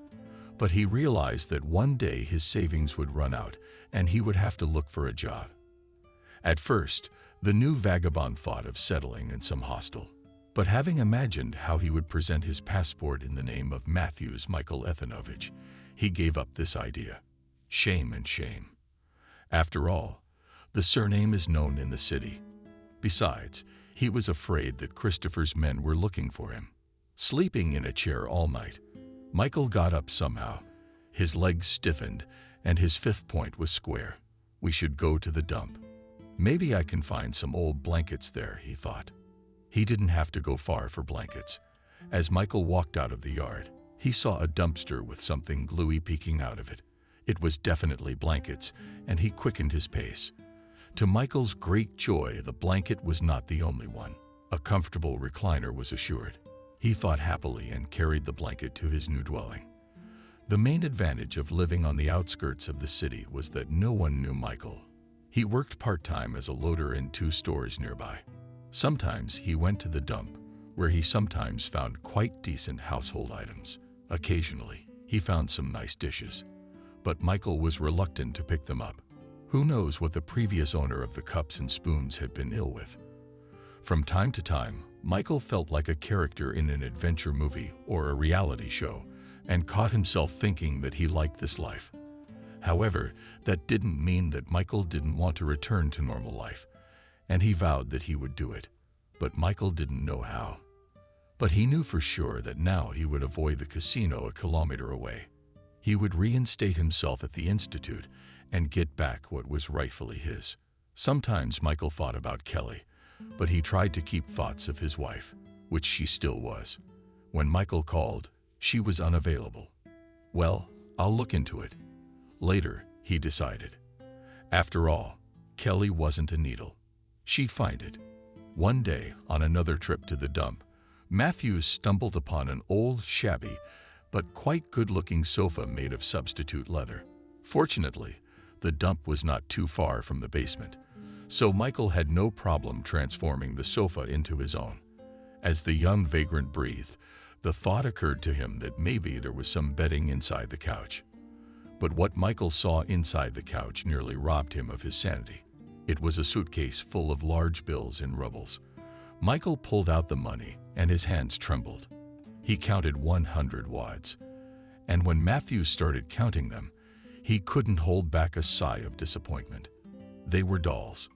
Only the top and bottom 10 bills were real. After all, 2,000 isn't bad either, Michael thought. It'll be enough for a lawyer to help me deal with the inheritance. There must be something to do about this Christopher. Michael did not go to any notary at that time. I mean, it was clear he'd be dealt with later. And he did. Michael Matthews was bound to survive. A couple days later, there was a knock at the basement. Who could it be? Michael thought. He froze in fear and decided not to open the door. But the knocking became more and more insistent. Open the door, police. There was a stern male voice. This was the last thing I needed. On the doorstep stood 2 men who looked less like policemen than anything else in the world. One of them had a big swagger and gold teeth. A man, about 30 years old, dressed in a tracksuit. "Hello," Matthews replied confusedly. "Hey, bro, I think you took something that doesn't belong to you," said another type, short, full, and also in a tracksuit. "Better, or rather, nicely." Took what Michael asked. "Come on," shouted the first one, and kicked him in the stomach.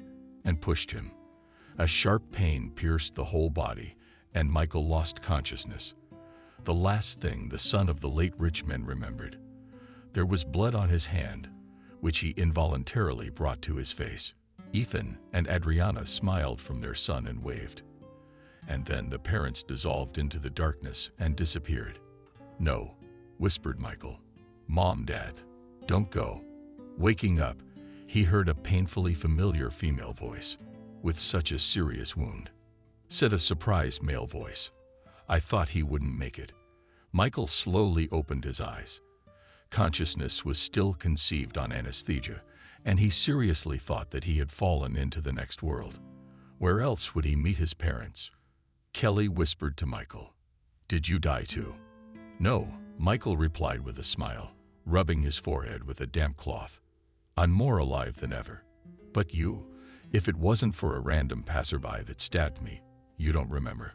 "I remember being stabbed in the stomach, and then I blacked out." "I'm thirsty." "You can't have one yet."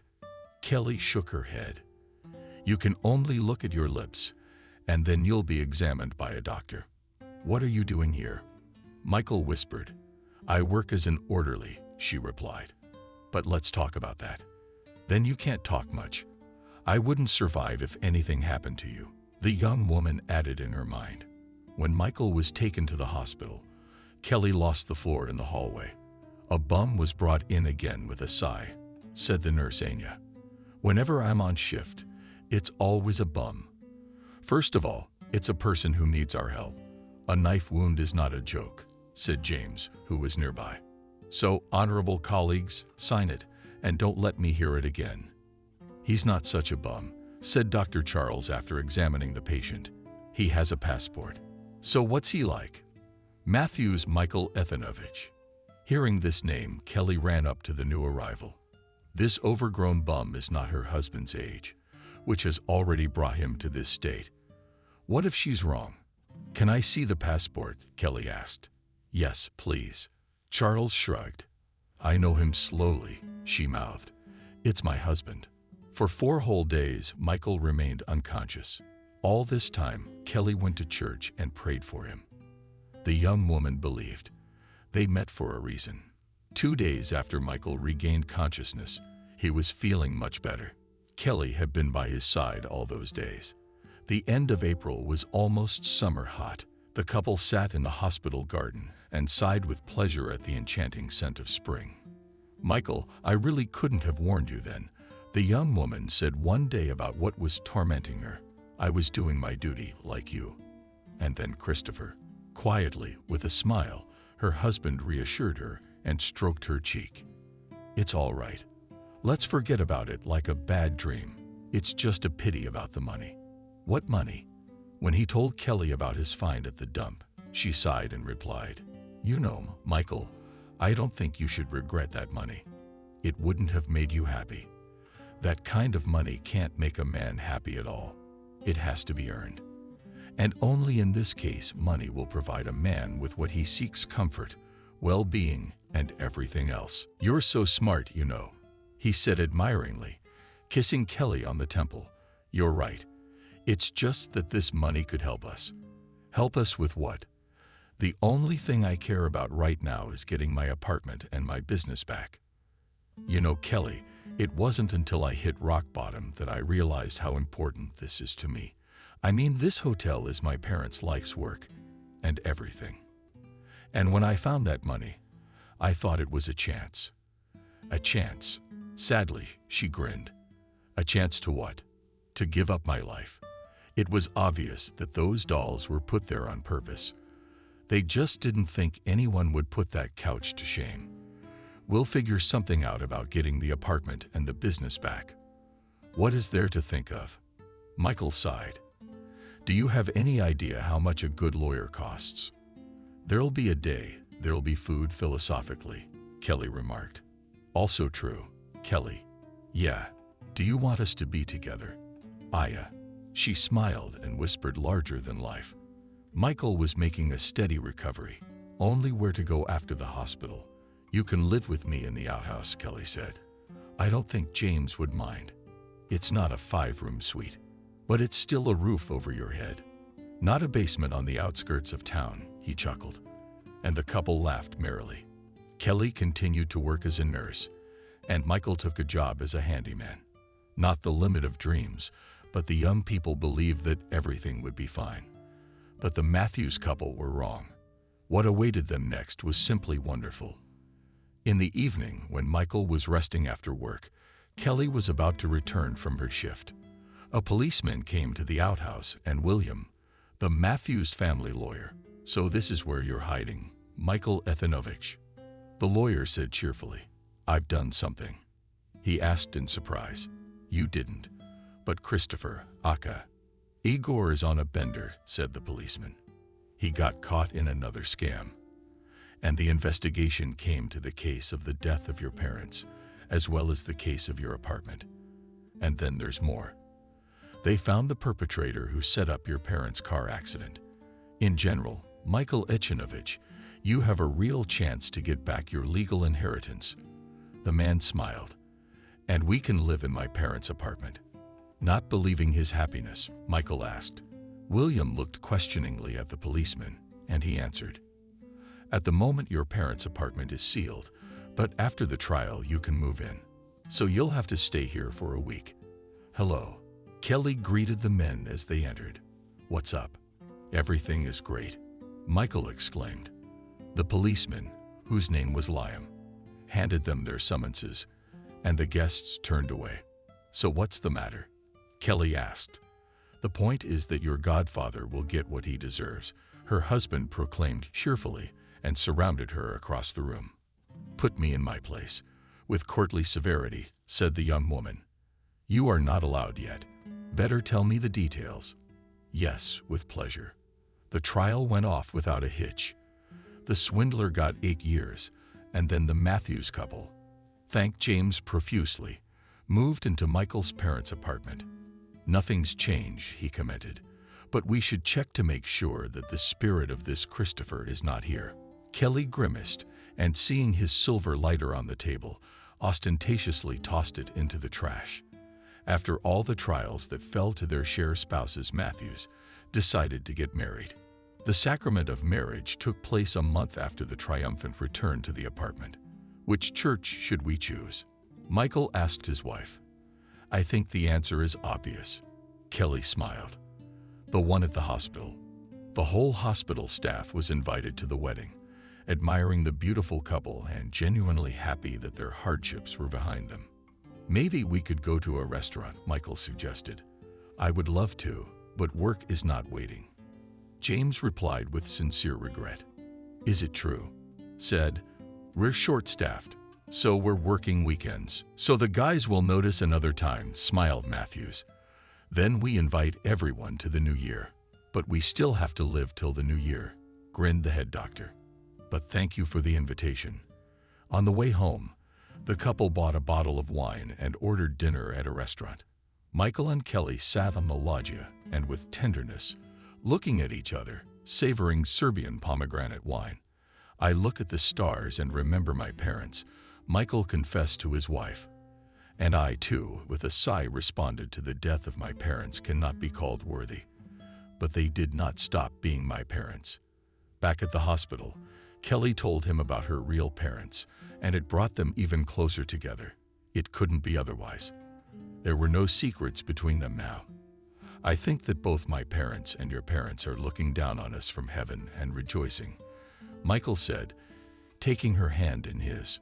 Kelly looked at her husband with gratitude, and tears and happiness glistened in her eyes. Michael entered into the rights of inheritance. He was reinstated in the institute and now combined his studies and work. In addition to an apartment and a country hotel, parents left the young a substantial sum of money, and the need to work in the hospital was no longer necessary. The couple often visited James and the other employees, who were always happy to see them. Kelly was also planning to reinstate herself at the institute, but it looked like that would have to wait. "An incomplete course," the dean said, "so I can't help you." The young woman was upset, but after a few days she learned that there was nothing to grieve about. "We are going to have a child," said Kelly Michael, who at that time was sitting at the lecture. Olenka, it's true, shouted he absent-mindedly, forgetting where he was. The professor looked disapprovingly at the Matthew student, and Michael smiled disarmingly. I'm sorry, Matvey Semyonovich, he said. It's just that I've just found out that I'm going to be a father. Well, congratulations, smiled involuntarily back at the professor. But please keep your voice down. All right, Michael assured him. Everything that had happened to him had completely changed his life. From that moment, Michael felt really grown up and strong. Long ago, his grandmother used to say that all trials are given to a person for something. Michael didn't understand it at that time because of his young age. But now he's a 20-year-old man who does. He and Kelly had to go through what they went through. Otherwise, they wouldn't have realized they needed each other. No, with an obscenely happy smile, Michael was thinking, barely catching on to what the professor was saying. We don't just need each other. We're made for each other. The story of their acquaintance could not be called romantic, and what happened next was more like a fairy tale. So what? At least they're doing great now. After all, they say the harder it rains, the brighter the sun will shine. 8 months from now, a bundle of helium and pink-colored balloons soared into the sky, and people standing in the courtyard of the maternity hospital shouted hooray for good luck. May he grow up healthy. Michael held his newborn daughter in his arms and felt like the king of the world. But Kelly, holding a giant bouquet of roses, smiled and felt like the happiest and most beloved woman in the world. Come and see us again, the midwife said with a smile. The woman, who had delivered more than 100 babies, spoke the usual memorized words. But those words seemed to be addressed exclusively to them. We will, the young father declared. And we will do it more than once. Really, my favorite, of course, smiled Kelly.